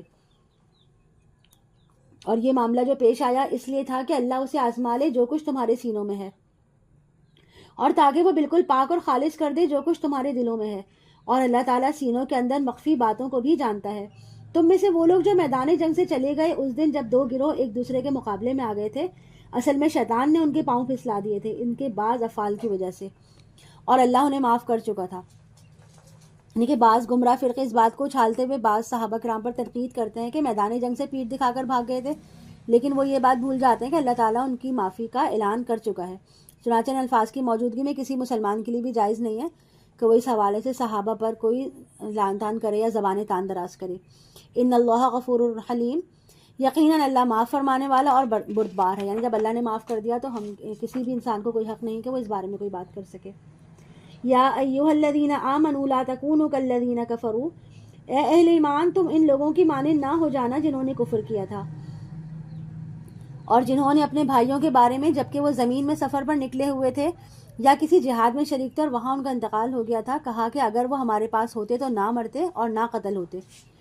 یعنی کہ ہر شخص کی موت کا جو وقت اللہ تعالیٰ کی طرف سے معین ہے، لہٰذا وہ اگر ان کی گود میں بھی بیٹھے ہوتے تب بھی موت انہیں آ جاتی۔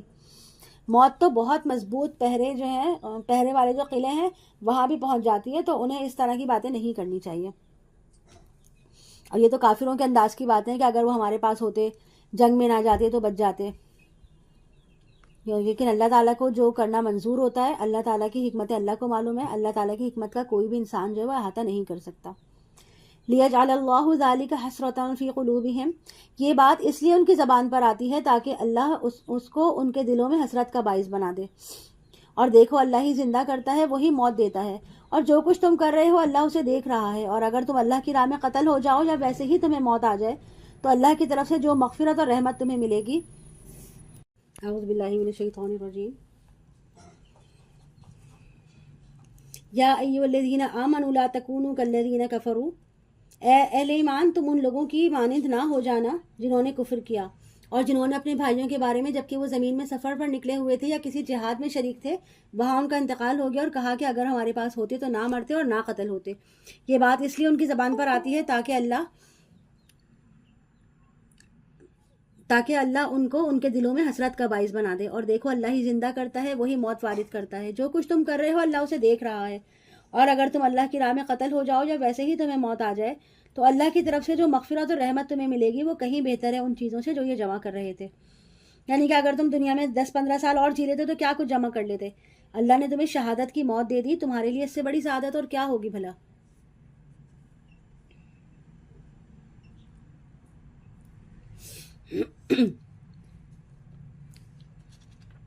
اور چاہے تم مرو یا قتل ہو، بہرحال اللہ ہی کے پاس اکٹھے کیے جاؤ گے۔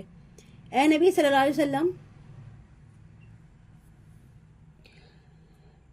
یہ تو اللہ کی رحمت ہے کہ آپ ان کے حق میں بہت نرم ہیں، اور اگر آپ تنخو اور سخت دل ہوتے تو یہ آپ کے ارد گرد سے منتشر ہو جاتے۔ یعنی کسی کمانڈر، کسی لیڈر کے جو ہے سختی جو ہے نا وہ لوگوں کو اسے دور کرنے والی ہوتی ہے۔ فاعفو عنہم، پس آپ ان سے درگزر کریں اور ان کے لیے مغفرت طلب کریں اور معاملات میں ان سے مشورے لیتے رہیں۔ پھر جب آپ فیصلہ کریں تو اللہ پر توکل کریں، یقیناً اللہ تعالیٰ توکل کرنے والوں کو پسند کرتا ہے۔ اے مسلمانوں، دیکھو اگر اللہ تمہاری مدد کرے گا تو کوئی بھی تم پر غالب نہیں آ سکتا، اور اگر وہ تمہیں چھوڑ دے، تمہاری مدد سے دستکش ہو جائے تو کون ہے جو تمہاری مدد کرے گا اس کے بعد؟ اور اللہ ہی پر توکل کرنا چاہیے ایمان والوں کو، اور کسی نبی کی یہ شان نہیں کہ وہ خیانت کرے۔ یعنی کہ روایت میں آتا ہے کہ حضرت محمد صلی اللہ علیہ وسلم پر منافقوں نے الزام لگایا تھا کہ آپ صلی اللہ علیہ وسلم نے مال غنیمت میں کوئی خیانت کی ہے۔ اس پر الزام کا جواب دیا جا رہا ہے کہ کسی نبی کی یہ شان نہیں ہے کہ وہ خیانت کا ارتکاب کرے۔ وَمَن يَغْلُلْ يَأْتِ بِمَا غَلَّ يَوْمَ الْقِيَامَةِ، اور جو کوئی خیانت کرے گا تو وہ اپنی خیانت کی ہوئی چیز سمیت حاضر ہوگا قیامت کے دن۔ پھر ہر جان کو پورا بدلہ دیا جائے گا جو کچھ اس نے کمایا ہوگا اور ان پر ظلم نہ ہوگا۔ تو کیا بھلا وہ شخص جس نے اللہ کی رضا کی پیروی کی اس کی مانند ہو جائے گا جو اللہ کے غضب اور غصے کو کما کر لوٹا، اور اس کا ٹھکانہ جہنم ہے، اور وہ بہت ہی بری جگہ ہے پہنچنے کی۔ ان کی درجہ بندیاں ہیں اللہ کے ہاں، جیسے اللہ کے ہاں نیکوکار کے درجے ہیں نا، اسی طرح بدکاروں کے بھی درجے ہیں۔ نہ کوئی نیکوکار برابر ہے اور نہ ہی بدکار سارے برابر ہیں، اور جو کچھ یہ کر رہے ہیں اللہ اسے خوب دیکھ رہا ہے۔ وَلَقَدْ مَنَّ اللَّهُ عَلَى الْمُؤْمِنِينَ، در حقیقت اللہ نے یہ بہت بڑا احسان کیا ہے اہل ایمان پر جب ان میں اٹھایا ایک رسول انہی میں سے، یعنی ان کے اپنی قوم سے، جو تلاوت کر کے انہیں سناتا ہے ان کی آیات اور انہیں پاک کرتا ہے اور تعلیم دیتا ہے انہیں کتاب و حکمت کی۔ اور یقیناً اس سے پہلے یعنی رسول اللہ صلی اللہ علیہ وسلم کی آمد سے قبل تو یہ یقیناً کھلی گمراہی میں تھے۔ ایک منٹ رکیے گا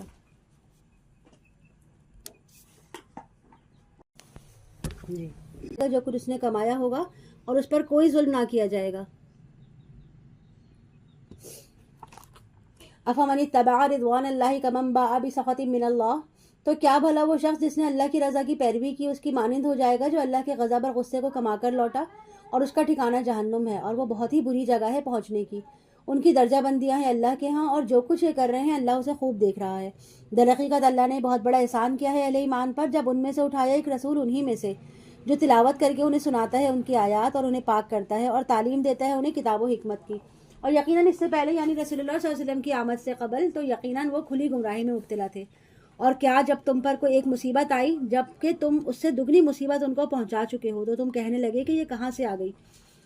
اے نبی صلی اللہ علیہ وسلم کہہ دیجئے تمہارے اپنے نفسوں کی شرارت کی وجہ سے ہوا ہے، یعنی غلطی تم نے کی تھی، امیر کے حکم کی خلاف ورزی کی تھی تو اس کا خمیازہ تو بھگتنا پڑے گا۔ ان اللہ علی کل شیء قدیر، یقیناً اللہ تو ہر چیز پر قادر ہے۔ اور ان منافقوں سے کہا گیا کہ آؤ اللہ کی راہ میں جنگ کرو یا کم از کم اپنے شہر کا دفاع کرو۔ انہوں نے کہا کہ اگر ہم سمجھتے کہ جنگ ہونی ہے تو ہم ضرور تمہارا ساتھ دیتے۔ یہ لوگ اس دن ایمان کی نسبت کفر سے قریب تر تھے،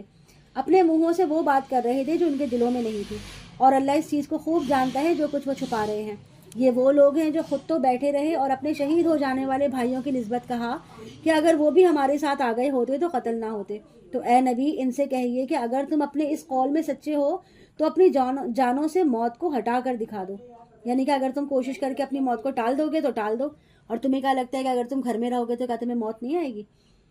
وَلَا تَحْسَبَنَّ الَّذِينَ قُتِلُوا فِي سَبِيلِ اللَّهِ أَمْوَاتًا، اور ہرگز نہ سمجھنا ان لوگوں کو جو اللہ کی راہ میں قتل ہو جائیں کہ وہ مردہ ہیں،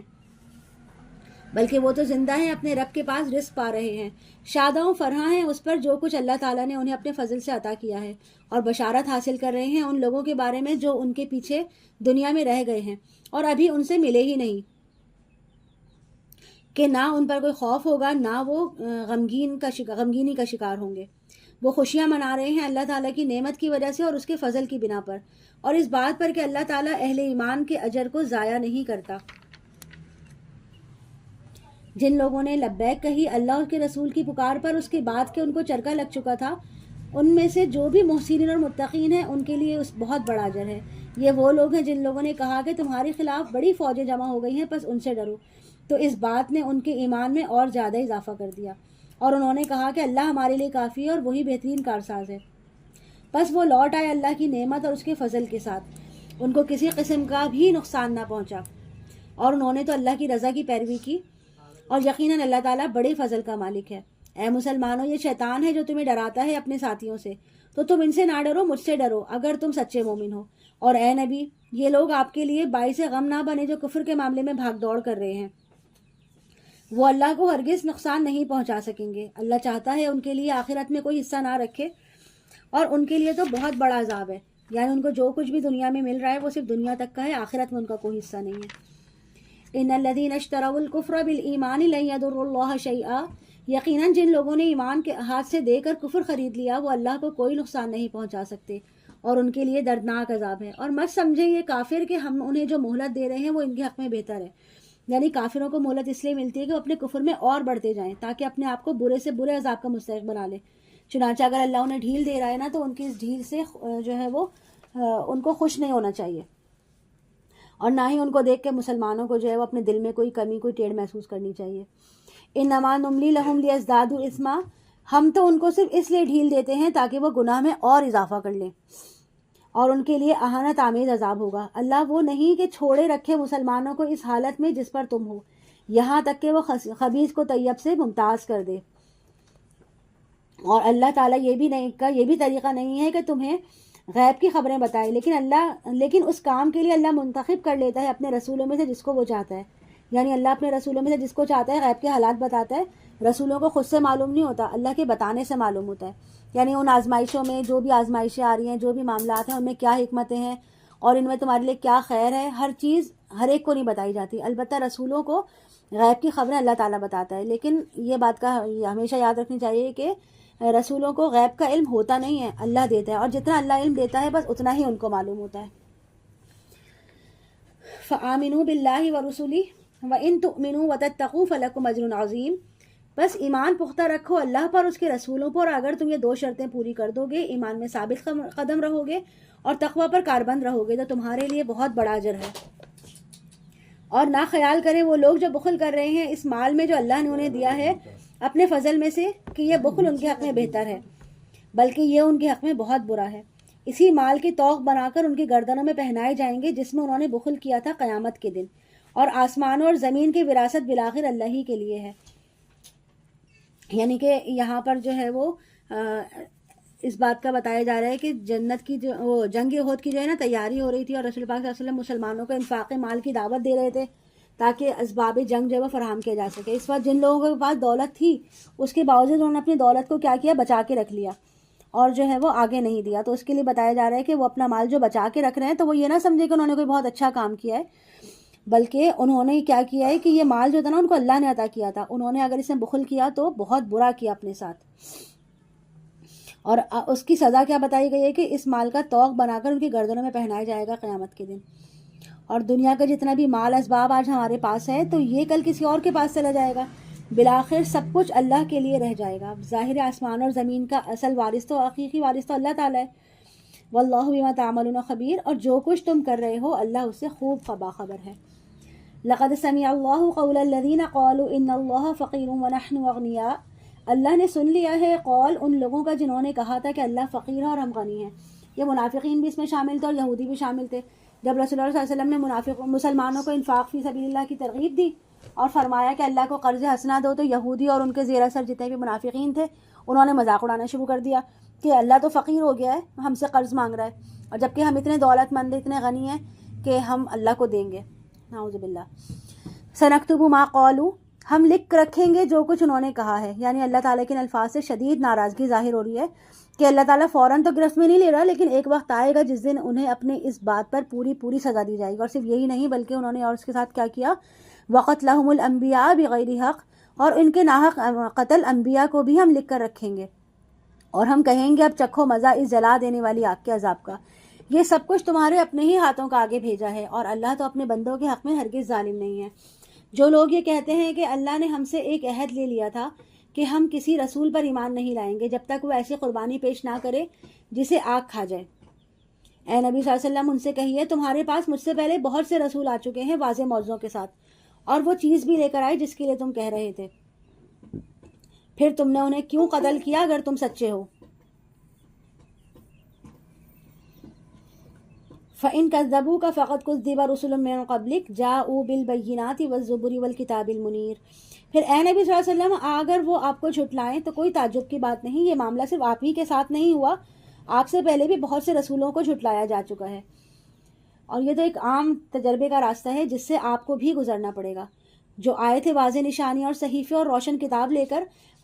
کل نفس ذائقۃ الموت، ہر ذی نفس کو موت کا مزہ چکھنا ہے، یعنی موت تو ایک دن آ کر رہنی ہے، اور تم کو تمہارے اعمال کا پورا بدلہ قیامت کے دن دیا جائے گا. تو جو کوئی بچا لیا گیا جہنم سے اور داخل ہو گیا جنت میں تو وہ کامیاب ہو گیا. یعنی کہ اصل کامیابی کیا ہے کہ جو آگ سے بچا لیا جائے اور جنت میں داخل کر دیا جائے. اللہم اجعلنا منہم، اے اللہ ہمیں بھی ان لوگوں میں شامل فرمانا.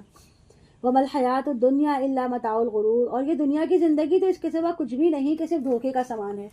مسلمانوں یاد رکھو تمہیں لازماً آزمایا جائے گا، تمہارے مالوں سے بھی تمہاری جانوں سے بھی. یہ وہی والا مضمون آ گیا نا جو سورہ بقرہ میں ہم نے پڑھا تھا کہ 5 قسم کی چیزوں سے جو ہے وہ آزمایا جائے گا. تو یہاں بھی وہی بتایا جا رہا ہے کہ تم جب تک جو ہے جنت میں داخل نہیں ہوگے، جب تک تمہارے اوپر جو ہے وہ حالات نہیں آئیں گے جو تم سے پہلے گزر چکے ہیں. وَلَا تَسْمَعُنَّ مِنَ الَّذِينَ أُوتُوا الْكِتَابَ مِن قَبْلِكُمْ وَمِنَ الَّذِينَ أَشْرَكُوا أَذًى كَثِيرًا، اور تمہیں لازماً سننی پڑیں گی ان لوگوں سے بھی جنہیں تم سے پہلے کتاب دی گئی تھی، اور ان سے بھی جنہوں نے شرک کیا، بڑی تکلیف دہ باتیں. اور اگر تم صبر کرتے رہو گے، ثابت قدم رہو گے، تقویٰ کی روش اختیار کرو گے تو بے شک یہ بڑی ہمت کے کاموں میں سے ہے. اور یاد رکھو جب اللہ نے ان لوگوں کو ایک قول و قرار لیا تھا جن کو کتاب دی گئی تھی کہ تم لازماً اسے لوگوں کے سامنے واضح کرو گے اور اسے چھپاؤ گے نہیں، تو انہوں نے اس عہد کو پس پشت پھینک دیا اور اس کی بڑی حقیر سی قیمت وصول کر لی. تو بہت ہی بری شے ہے جو وہ اس کے بدلے میں حاصل کر رہے ہیں. آپ ان کے بارے میں خیال نہ کریں جو اپنے کیے پر خوش ہوتے ہیں، اور اس سے بڑھ کر چاہتے ہیں کہ ان کی تعریف کی جائے ایسے کاموں پر جو انہوں نے کیے ہی نہیں. تو آپ ان کے بارے میں یہ خیال نہ کریں کہ وہ عذاب سے بچ جائیں گے، ان کے لیے دردناک عذاب ہے. اللہ ہی کے لیے آسمان اور زمین کی بادشاہی، اور اللہ ہر چیز پر قادر ہے. یہاں سے جو ہے قرآن عظیم کی عظیم ترین مقامات میں سے ایک مقام سورہ آل عمران کا آخری رکوع ہے. اس کی پہلی 6 آیات کے بارے میں روایت آتی ہے کہ جس شب میں یہ نازل ہوئیں اس پوری رات محمد صلی اللہ علیہ وسلم پر رقت طاری رہی. آپ کھڑے بیٹھے لیٹے روتے رہے، نماز تہجد کے دوران بھی آپ پر رقت طاری رہی. آپ صلی اللہ علیہ وسلم نے بہت طویل سجدہ کیا اور اس میں بھی آپ جو ہے وہ گریہ وزاری کرتے رہے. سجدہ کا آپ کی آنکھوں سے تر ہو گئی. پھر آپ کچھ دیر لیٹے رہے لیکن وہ کیفیت برقرار رہی یہاں تک کہ صبح ہو گئی. حضرت بلال رضی اللہ تعالیٰ نے جب فجر کی نماز کی اطلاع دینے کے لیے حاضر ہوئے تو آپ کو اس کیفیت میں دیکھ کر وجہ دریافت کی. تو آپ نے فرمایا اے بلال میں کیوں نہ روؤں، آج کی شب میرے رب نے مجھ پر یہ آیات نازل فرمائی ہیں. پھر آپ نے ان آیات کی تلاوت فرمائی. یعنی گریہ اور رقت کی وہ کیفیت شکر کے جذبے کے تحت تھی. وہ آیات جو ہیں وہ یہ ہیں ان فی خلق السماوات والارض واختلاف اللیل والنہار لآیات لأولی الالباب، یقیناً آسمانوں اور زمین کی تخلیق میں اور رات اور دن کے الٹ پھیر میں ہوش مندوں کے لیے نشانیاں ہیں. یعنی وہ جو عقل سے کام لیتے ہیں، جو اللہ کا ذکر کرتے ہیں کھڑے بھی بیٹھے بھی اور اپنے پہلوؤں پر بھی، اور مزید غور و فکر کرتے ہیں آسمانوں اور زمین کی تخلیق میں. اور جب وہ غور و فکر کے بعد کسی حتمی نتیجے پر پہنچتے ہیں تو پکار اٹھتے ہیں. کیا پکارتے ہیں؟ ربنا ما خلقت ھذا باطلا سبحانک فقنا عذاب النار، اے ہمارے رب تو نے یہ سب کچھ بے مقصد تو پیدا نہیں کیا ہے، تو پاک ہے اس سے عبث کہ کوئی بیکار کام کرے، پس تو ہمیں دوزخ کے عذاب سے بچا لے. یعنی کہ ظاہر ہے جب وہ غور و فکر کرتا ہے تو انسان کا ذہن جو ہے اپنی طرف منتقل ہوتا ہے کہ اس کی زندگی کا مقصد کیا ہے، وہ کس لیے پیدا کیا گیا ہے. کیا زندگی کا مقصد صرف یہی ہے کہ دنیا میں آؤ، کھاؤ پیو، اولاد پیدا کرو، دنیا سے رخصت ہو جاؤ؟ اسی طرح جب انسان اپنی زندگی اور دنیا کے نظام پر غور کرتا ہے تو بالآخر وہ اس نتیجے پہ پہنچتا ہے کہ انسان کی دنیاوی زندگی ادھوری اور نامکمل ہے، اس لیے کہ نہ تو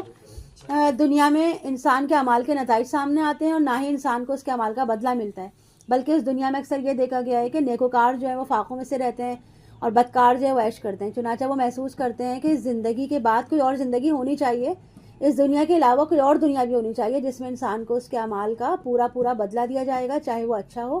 اور جو برے اعمال کرے گا اس کو اس کا برا بدلہ دیا جائے گا. لہٰذا جو عقل والے لوگ ہوتے ہیں وہ زمین و آسمان کی تخلیق پر غور و فکر کرنے کے بعد بے اختیار پکار اٹھتے ہیں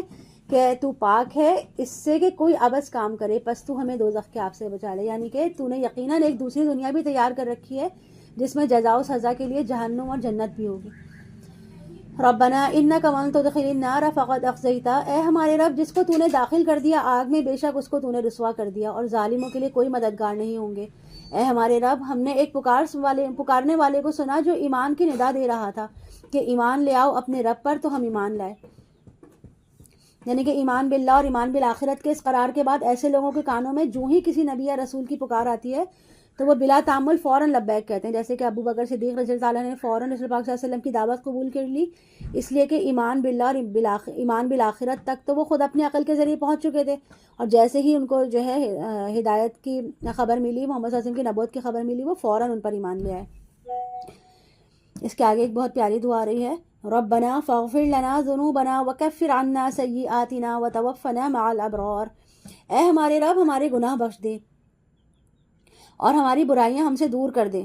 یعنی کہ ہمارے نامہ اعمال کے دھبے بھی دھو دے، ہمارے دامن کردار پر جو داغ ہیں وہ بھی صاف کر دے، اور ہماری وفات ایسے کرنا کہ جب اپنے نیکوکار اور وفادار بندوں کے ساتھ، یعنی ہماری وفات جو ہے وہ نیکوکار اور وفادار بندوں کے ساتھ کرنا. اے ہمارے رب ہمیں عطا فرما وہ سب کچھ جس کا تو نے وعدہ کیا ہے ہم سے اپنے رسولوں کے ذریعے، اور ہمیں رسوا نہ کرنا قیامت کے دن، یقیناً تو اپنے وعدے کے خلاف نہیں کرے گا. فاستجاب لهم ربهم انی لا اضیع عمل عامل منکم من ذکر او انثی، تو ان کے رب نے ان کی دعا قبول فرمائی کہ میں تم میں سے کسی عمل کرنے والے کے کسی عمل کو ضائع کرنے والا نہیں ہوں، چاہے وہ مرد ہو یا عورت، تم سب ایک دوسرے ہی میں سے ہو. یعنی ایک باپ کے نطفے سے بھی بیٹا بھی ہے اور بیٹی بھی، اور ایک ہی ماں کے رحم میں بیٹا بھی پلا ہے اور بیٹی بھی. اللہ کے نزدیک ان میں کوئی فرق نہیں ہے. فالذین ہاجروا واخرجوا من دیارہم، سو جنہوں نے ہجرت کی اور جو اپنے گھروں سے نکال دیے گئے، اور جنہیں راہ خدا میں ایذائیں پہنچائی گئیں، اور جنہوں نے میری راہ میں جنگ کی اور جانیں بھی دی، میں لازماً ان سے ان کی برائی کو دور کر دوں گا اور لازماً داخل کروں گا انہیں ان باغات میں جن کے نیچے نہریں بہتی ہوں گی، اور یہ بدلہ ہوگا اللہ کے پاس، اور بہترین بدلہ تو اللہ ہی کے پاس ہے. اے نبی آپ کو دھوکے میں نہ ڈالے ان کافروں کی چلت پھرت شہروں کے اندر، یعنی کہ یہ جو کافر ادھر سے ادھر دوڑ بھاگ کر رہے ہیں اور اسلام اور مسلمانوں کو ختم کرنے کی سازش کر رہے ہیں، تو ان سے دھوکے میں نہ آئیں، کسی مغالطے کا شکار نہ ہوں اور ان کی طاقت کے بارے میں مرعوب نہ ہوں. متاع قلیل، یہ تو بس تھوڑا سا فائدہ اٹھانا ہے، یعنی کہ یہ تو محض چند روزہ زندگی کے لیے ہم نے انہیں سامان مہیا کر دیا ہے، پھر ان کا ٹھکانہ جہنم ہے اور یہ بہت ہی برا ٹھکانہ ہے. اس کے برعکس جن لوگوں نے اپنے رب کا تقوی اختیار کیا ان کے لیے باغات ہیں جن کے دامن میں ندیاں بہتی ہوں گی جن میں وہ ہمیشہ ہمیشہ رہیں گے. یہ ان کے لیے ابتدائی مہمان نوازی ہوگی اللہ کی طرف سے، اور مزید جو اللہ کے پاس ہے وہ کہیں بہتر ہے نیکوکاروں کے لیے. یعنی کہ جنت کی اصل نعمت تو بیان میں آ ہی نہیں سکتی. حضرت ابو ہریرہ سے روایت ہے کہ رسول پاک صلی اللہ علیہ وسلم نے فرمایا، اللہ تعالیٰ کا ارشاد ہے، میں نے اپنے صالح بندوں کے لیے جنت میں وہ کچھ تیار کر رکھا ہے جو نہ تو کسی آنکھ نے دیکھا، نہ کسی کان نے سنا، اور نہ ہی کسی انسان کے دل میں اس کا خیال ہی گزرا. وَإِنَّ مِنْ أَهْلِ الْكِتَابِ لَمَن يُؤْمِنُ بِاللَّهِ وَمَا أُنزِلَ إِلَيْكُمْ وَمَا أُنزِلَ إِلَيْهِمْ، اور بے شک اہل کتاب میں وہ بھی ہیں جو ایمان رکھتے ہیں اللہ پر اور اس پر بھی ایمان رکھتے ہیں جو تم پر نازل کیا اور اس پر بھی جو ان کی طرف نازل کیا گیا. وہ اللہ سے ڈرتے رہتے ہیں، وہ اللہ کی آیات کو حقیر سی قیمت پر فروخت نہیں کرتے. ایسے ہی لوگوں کا اجر ان کے رب کے پاس محفوظ ہے، یقیناً اللہ جلد حساب چکانے والا ہے. اے اہل ایمان صبر کرو، صبر میں اپنے دشمنوں سے بڑھ جاؤ اور مضبوط رہو، نظم و ضبط کی پابندی کے ساتھ اللہ کے ساتھ جڑے رہو اور اللہ کا تقوی اختیار کرو تاکہ تم فلاح پاؤ. اور یہ آخری اہم ترین چیز ہے، یہ سب کچھ کرو گے تو فلاح ملے گی. یعنی کہ مضبوطی سے اللہ کے صبر کرو گے، ایمان لاؤ گے، صبر کرو گے اور مضبوطی کے ساتھ صبر پہ قائم رہو گے اور ایک دوسرے کے ساتھ جڑے رہو گے، مربوط رہو گے تو ہی فلاح ملے گی. ایسے گھر میں اگر بیٹھے رہو گے تو فلاح سے ہمکنار نہیں ہو سکو گے. یہاں پہ سورہ آل عمران کمپلیٹ ہو گئی الحمدللہ، اور یہاں سے سورہ نساء اسٹارٹ ہے. اعوذ باللہ من الشیطان الرجیم، بسم اللہ الرحمن الرحیم. یا ایھا الناس اتقوا ربکم الذی خلقکم من نفس واحدہ. اے لوگوں، اپنے رب کا تقوی اختیار کرو جس نے تمہیں ایک جان سے پیدا کیا اور اسی سے اس کا جوڑا بنایا، اور ان دونوں سے پھیلا دیے زمین میں کثیر تعداد میں مرد اور عورتیں. اور تقوی اختیار کرو اس اللہ کا جس کا تم ایک دوسرے کو واسطہ دیتے ہو، اور رحمی رشتوں کا لحاظ کرو. یعنی کہ تقوی کی تاکید ملاحظہ کی جائے یہاں پر کہ ایک ہی آیت میں دوسری مرتبہ تقوی کا حکم ہے. یعنی کہ جب آیت شروع ہو رہی ہے تو وہاں پہ بتایا کہ یا ایھا الناس اتقوا، اور آگے پھر واتقوا اللہ الذی، 2 بار تقوی کا حکم دیا گیا ہے. فرمایا کہ اس اللہ کا تقوی اختیار کرو جس کا تم ایک دوسرے کو واسطہ دیتے ہو. اب ایک فقیر ہوتا ہے، وہ بھی جب اللہ کے نام پر مانگتا ہے، اللہ کا واسطہ دے دے کے لوگوں سے مانگتا ہے. اسی طرح دنیا کے معاملات بھی جو ہوتے ہیں اس میں بھی لوگ ایک دوسرے کو اللہ کا واسطہ دیتے ہیں. اب گھریلو جھگڑے معاملات ہوتے ہیں تو اس میں بھی ایک دوسرے کو اکثر معاملہ نپٹانے کے لیے کہتے ہیں کہ اللہ کو مانو بھائی، ضد سے باز آ جاؤ، چھوڑ دو اپنی ضد، اس طرح کہا جاتا ہے نا. تو اسی طرح یہاں پر آخری اپیل اللہ ہی کے حوالے سے کرنی ہے. تو اگر اس کا تقوی اختیار کرو تو یہ جھگڑے ہوں گے ہی نہیں. اور مزید فرمایا کہ رحمی رشتوں کا خیال رکھو. جیسا کہ ابھی بتایا گیا کہ رحمی رشتوں کا اولین جو دائرہ ہے وہ بہن بھائی ہیں جو اپنے والدین کے اولاد ہیں. پھر دادا دادی پر جا کر ایک بڑی تعداد میں مشتمل ایک جو ہے پورا خاندانی دائرہ وجود میں آتا ہے. یہ تمام رحمی رشتے ہیں. انہی رحمی رشتوں کو پھیلاتے جائیے تو تمام بنی آدم اور جو ہے بنات حوا جو ہے وہ سب ایک ہی نسل سے آئیں گے، اور ان سب کے ماں اور باپ جو ہے وہ ایک ہی ہیں، یعنی کہ آدم اور حوا. ان اللہ کان علیکم رقیبا، یقیناً اللہ تم پر نگران ہے. یعنی کہ انسان کے تقوی کی روح کیا ہے کہ اگر وہ یہ خیال رکھے کہ اللہ تعالیٰ مجھے دیکھ رہا ہے، میرا ہر عمل اس کی نگاہ میں ہے، کوئی عمل اسے چھپا ہوا نہیں ہے، تو انسان کا دل جو ہے نا ہر وقت اللہ کے ڈر سے، اس کی تقوی اور پرہیزگاری سے معمور ہو جائے گا. یعنی کہ اگر ہم اپنے گھر کی تمام کھڑکیاں دروازے بند کر دیں، پردے گرا دیں، اور ہم یہ سمجھیں کہ ہم اللہ سے چھپ جائیں گے، تو ہم ایسا کر ہی نہیں سکتے. ہم اللہ سے کسی صورت بھی چھپ ہی نہیں سکتے. وَآتُوا الْيَتَامَىٰ أَمْوَالَهُمْ وَلَا تَتَبَدَّلُوا الْخَبِيثَ بِالطَّيِّبِ، اور یتیموں کے مال ان کے حوالے کر دو اور اپنے برے مال کو ان کے اچھے مال سے نہ بدلو، اور ان کے مال اپنے مالوں میں شامل کر کے ہڑپ نہ کرو، یقیناً یہ بہت بڑا گناہ ہے. اور اگر تمہیں اندیشہ ہو کہ تم یتیم بچیوں کے بارے میں انصاف نہیں کر سکو گے تو انہیں اپنے نکاح میں نہ لاؤ، بلکہ جو عورتیں تمہیں پسند ہوں ان سے نکاح کر لو، 2 2 3 3 4 4 تک. لیکن اگر تمہیں اندیشہ ہو کہ ان کے درمیان عدل نہ کر سکو گے تو بس ایک پر ہی بس کر دو، یا وہ عورتیں جو تمہاری ملک یمین ہو، یعنی جو جنگ کی میں گرفتار ہو کر آئی ہیں، حکومت کی طرف سے لوگوں میں تقسیم کر دی جائیں، وہ ایک علیحدہ معاملہ ہے. ذالک ادنیٰ اللہ تعالیٰ، یہ اس سے قریب تر ہے کہ تم یہ ایک طرف کو نہ جھک پڑو، اور عورتوں کو ان کے مہر خوش دلی کے ساتھ ادا کر دیا کرو. یعنی کہ تاوان نہیں سمجھو مہر کو، بلکہ فرض جانتے ہوئے سچے دل کے ساتھ، محبت کے ساتھ اس کو ادا کرو. پھر اگر وہ خود اپنی رضامندی سے اس میں سے کوئی چیز تمہیں چھوڑ دیں تو تم اس کو کھاؤ مزے سے، خوشگواری سے، اور مت پکڑا دو نہ سمجھو کو اپنے وہ مال جن کو اللہ نے تمہیں گزران کا ذریعہ بنایا ہے. یعنی تمہارے گزر بسر کے لیے جو اللہ نے تمہیں دیا ہے اس کو نہ سمجھو کے حوالے مت کرو. ہاں انہیں اس میں سے کھلاتے اور پہناتے رہو، اور ان سے بات کرو اچھے انداز میں، اور یتیموں کی جانچ پرکھ کرتے رہو یہاں تک کہ وہ نکاح کی عمر کو پہنچ جائیں، یعنی کہ ان کی دیکھ بھال کرتے رہو. پھر اگر ان کے اندر سوجھ بوجھ پاؤ تو ان کے اموال ان کے حوالے کر دو، اور اگر تم اسے ہڑپ نہ کر جاؤ اسراف اور جلد بازی کر کے، اس ڈر سے کہ وہ بڑے ہو جائیں گے. ایسا نہ ہو کہ یتیموں کا مال ضرورت سے زیادہ جلدی اس چکر میں خرچ کرنے لگو کہ یہ بچے جوان ہو جائیں گے تو ان کا مال یہ مانگ لیں گے، ان کو ان کا مال دینا پڑے گا. تو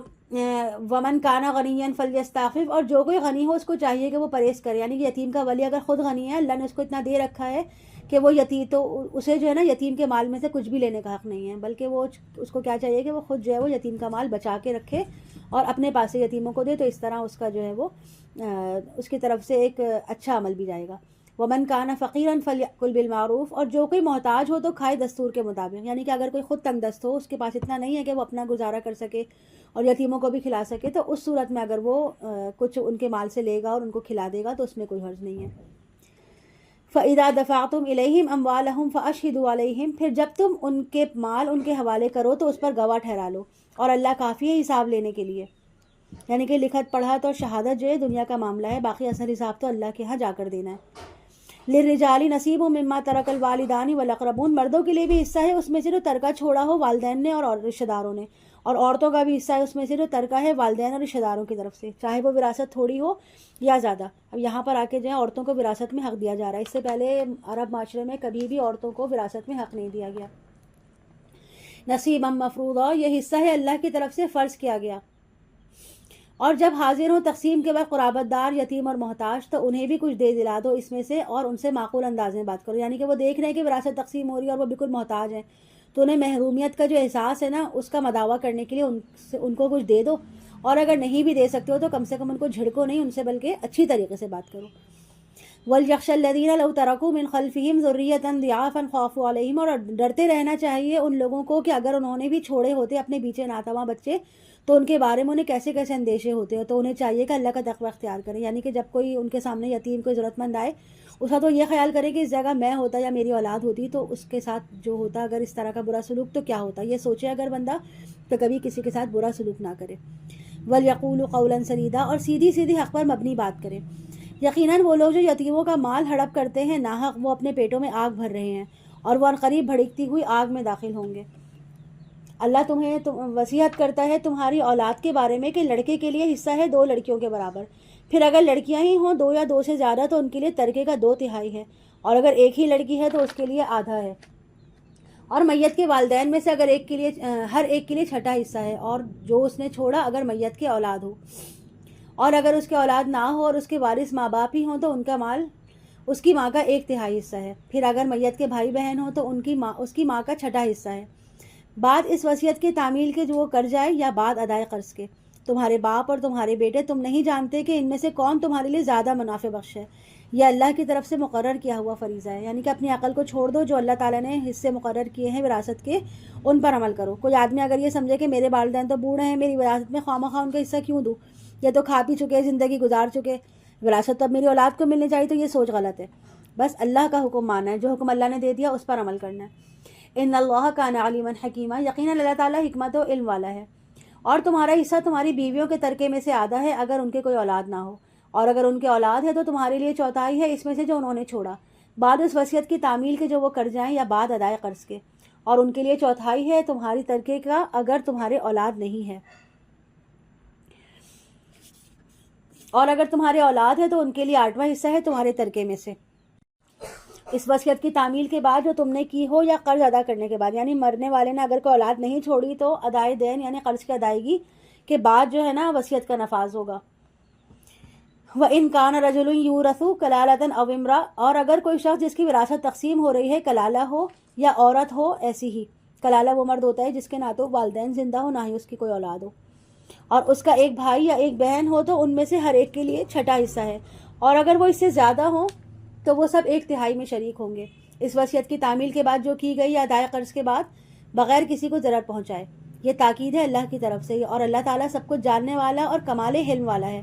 यह अल्लाह की मुकर्रर करदा हुदूद हैं, और जो अल्लाह और उसके रसूल की इताअत करेगा वो दाखिल करेगा उसे उन बागात में जिसके दामन में नदियाँ बहती होंगी, इनमें वो हमेशा हमेशा रहेंगे, और यही बड़ी कामयाबी है। और जो कोई नाफरमानी करेगा अल्लाह की और रसूल की और तजावुज़ करेगा उसकी हुदूद से, वो दाखिल करेगा उसको आग में जिसमें वो हमेशा रहेंगे, और उनके लिए रुस्वा को अज़ाब होगा। और तुम्हारी औरतों में से जो कोई बेहयाई का इर्तिकाब करे तो उन पर अपने में से 4 गवाह लाओ, बस अगर वो गवाही देंगे तो इन औरतों को घरों में बंद कर दो यहाँ तक कि मौत उनको ले जाए, या अल्लाह उनके लिए कोई और रास्ता निकाल दे। और जो तुम दोनों में से इस बदकारी का इर्तिकाब करे तो तुम उन दोनों को ईज़ा पहुँचाओ। यानी कि अगर बदकारी का इंतकाब करने वाले मर्द औरत दोनों मुसलमानों में से हों तो दोनों को अजियत दी जाए, दोनों की अजियत तौहीन और तजलील की जाए और उनको मारा पीटा जाए। फिर अगर वो तौबा कर ले और इस्लाह कर ले तो उनको छोड़ दो, यकीनन अल्लाह बहुत तौबा कबूल फरमाने वाला और रहम फरमाने वाला है। ये बिल्कुल इब्तिदाई अहकामात हैं, बाद में जो है ना इसके बारे में ज़िना के बारे में हुदूद जो है वो नाफिज हो गए थे। इन्नमा तौबतु अलल्लाहि लिल्लज़ीना यामलून अस्सूअ बिजहाला, अल्लाह के ज़िम्मे है तौबा कबूल करना ऐसे लोगों की जो कोई बुरी हरकत कर बैठे जहालत और नादानी में, फिर जल्द ही तौबा कर लेते हैं। एक साहिब ईमान पर कभी कभी ऐसा वक्त भी आता है कि वो जो है शदीद असरात का शिकार हो गया या अपने नफ्स के अंदर का हिजान जो है اس میں مغلوب ہو کے گناہ کا کام کر لیتا ہے، لیکن جیسے ہی بعد میں اس کو ہوش آتا ہے تو وہ ندامت کا اظہار کرتا ہے، تو اللہ اس کو اور اللہ سے توبہ کرتا ہے، تو ایسے شخص کے بارے میں بتایا کہ اس کی توبہ قبول کرنا یا نہ کرنا اللہ کی ذمہ داری ہے۔ فَأُولَٰئِكَ يَتُوبُ اللَّهُ أَوْ يَتُوبُ اللَّهُ عَلَيْهِمْ وَكَانَ اللَّهُ عَلِيمًا حَكِيمًا، تو یہی ہیں جن کی توبہ اللہ قبول فرمائے گا، اللہ تعالیٰ باخبر اور حکیم و دانا ہے۔ ایسے لوگوں کا کوئی حق نہیں کہ توبہ کا جو برے کام کیے چلے جاتے ہیں، یہاں تک کہ جب ان میں سے کسی کی موت کا وقت آ جاتا ہے تو اس وقت وہ کہتا ہے کہ اب میں توبہ کرتا ہوں، اور نہ ان لوگوں کی توبہ ہے جو کفر کی حالت میں ہی مر جائیں۔ ایسے لوگوں کے لیے تو ہم نے دردناک عذاب تیار کر رکھا ہے۔ اے اہل ایمان، تمہارے لیے جائز نہیں کہ تم عورتوں کو زبردستی وراثت میں لے لو، اور نہ یہ جائز ہے کہ تم انہیں روکے رکھو تاکہ ان سے واپس لے لو ان کا حصہ جو کچھ تم نے ان کو دیا ہے۔ ہاں، اگر وہ سری بدکاری کی مرتکب ہوئی ہوں تو تمہیں ان کو تنگ کرنے کا حق ہے، اور عورتوں کے ساتھ اچھے طریقے پر معاشرت اختیار کرو۔ اگر وہ تمہیں ناپسند ہو تو کوئی بعید نہیں کہ ایک چیز تمہیں ناپسند ہو اس میں اللہ نے تمہارے لیے کوئی بہتری رکھی ہو، اور اگر تمہارا ارادہ ایک بیوی کی جگہ دوسری بیوی لے آنے کا ہو تو اور ان میں سے کسی ایک کو تم نے ڈھیروں ڈھیر مال دیا ہو تو اس میں سے کوئی بھی شے واپس نہ لو۔ کیا تم ان سے واپس لوگے بہتان لگا کر اور سری گناہ کے مرتکب ہو کر؟ اور تم اسے کیسے واپس لے سکتے ہو جبکہ تم ایک دوسرے کے ساتھ صحبت کر چکے ہو؟ یعنی کچھ عقل کے ناخن لو، کچھ شعور اور شرافت کا ثبوت دو۔ تم ان سے وہ مال کس طرح واپس لے سکتے ہو جبکہ تمہارے درمیان جو انتہائی قریبی تعلق بھی قائم ہو چکا ہے؟ وَأَخَذْنَا مِنْكُمْ مِيثَاقًا غَلِيظًا، اور وہ تم سے مقبول قول و قرار لے چکی ہیں، مضبوط قول و قرار لے چکی ہیں، اور جن عورتوں سے تمہارے باپ نکاح کر چکے ہوں ان سے تم نکاح مت کرو سوائے اس کے جو ہو چکا۔ یقیناً یہ بڑی بے حیائی کی بات ہے اور اللہ تعالیٰ کے غضب کو بھڑکانے والی ہے، اور یہ بہت ہی برا راستہ ہے۔ حرام کر دی گئی تم پر تمہاری مائیں اور تمہاری بیٹیاں اور تمہاری بہنیں، تمہاری پھپھیاں اور تمہاری خالائیں، تمہاری بھتیجیاں اور تمہاری بھانجیاں، اور تمہاری وہ مائیں جنہوں نے تمہیں دودھ پلایا ہے، اور تمہاری دودھ شریک بہنیں، اور تمہاری بیوی کی مائیں، اور تمہاری ربیبائیں جو تمہاری گودوں میں پلی بڑی ہوں، تمہاری ان بیویوں سے جن کے ساتھ تم نے مقاربت کی ہو، اور اگر تم نے ان بیویوں سے مقاربت نہ کی ہو تو بھی تم پر کچھ گناہ نہیں۔ ربیبہ جو ہے اس بیوی کی، اس لڑکی کو کہا جاتا ہے جو اس کے سابق شوہر سے ہوتی ہے۔ اگر موجودہ شوہر اس بیوی سے تعلق زن و شوق قائم ہونے کے بعد اس کو طلاق دے دے تو ربیبہ کو اپنے نکاح میں لایا نہیں جا سکتا، یہ اس کے لیے حرام ہے۔ لیکن اگر کوئی جو ہے وہ ازدواجی تعلق قائم نہیں کرتا اور طلاق دے دیتا ہے تو پھر ربیبہ سے نکاح ہو سکتا ہے۔ چنانچہ فرمایا کہ اگر تم نے ان بیویوں کے ساتھ مقاربت نہ کی ہو پھر انہیں چھوڑ کر ان لڑکیوں کے ساتھ نکاح کر لو تو تم پر کوئی حرج نہیں۔ وَحَلَائِلُ أَبْنَائِكُمُ الَّذِينَ مِنْ أَصْلَابِكُمْ، اور تمہارے ان بیٹوں کی بیویاں جو تمہاری صلب میں ہوں، یعنی کہ جن کو ہم اپنی بہو کہتے ہیں، اور یہ بھی تم پر حرام کر دیا گیا ہے کہ تم بیک وقت دو بہنوں کو نکاح میں جمع کرو سوائے اس کے کہ جو گزر چکا ہے، یقیناً اللہ غفور الرحیم ہے۔ یعنی اس سے پہلے جو ہو گیا، اب گڑے مردے تو اکھاڑے نہیں جا سکتے، جو ہو چکا وہ ہو چکا، لیکن اب تمہارے پاس احکام آ گئے ہیں واضح، تو اب کیا کرنا ہے کہ اب جو ہے ان ساری چیزوں کو چھوڑنا ہوگا۔ اس میں رسول پاک صلی اللہ علیہ وسلم نے اضافہ بھی کیا ہے کہ جس طرح دو بہنوں کو بیک وقت نکاح میں نہیں رکھ سکتے، اسی طرح خالہ بانجی کو، پھپھی بھتیجی کو بھی ایک وقت میں نکاح میں نہیں رکھ سکتے۔ یعنی کہ یہ محرمات عبدیہ ہیں جن کے ساتھ کسی حال میں کسی وقت بھی شادی ہو ہی نہیں سکتی۔ اب آگے جو ہے وہ عارضی محرمات کا بیان ہے، لیکن وہ 5ویں پارے کے سٹارٹنگ میں انشاءاللہ ہم اس کو اب کل دیکھیں گے انشاءاللہ۔ سبحانک اللہم و بحمدک، اشہد ان لا الہ الا انت، استغفرک و اتوب الیک۔ رب ارحمہما کما ربیانی صغیرا۔ ربنا تقبل منا انک انت السمیع العلیم وتب علینا وتب علینا وتب علینا انک انت التواب الرحیم۔ آمین رب العالمین۔ السلام علیکم ورحمۃ اللہ وبرکاتہ۔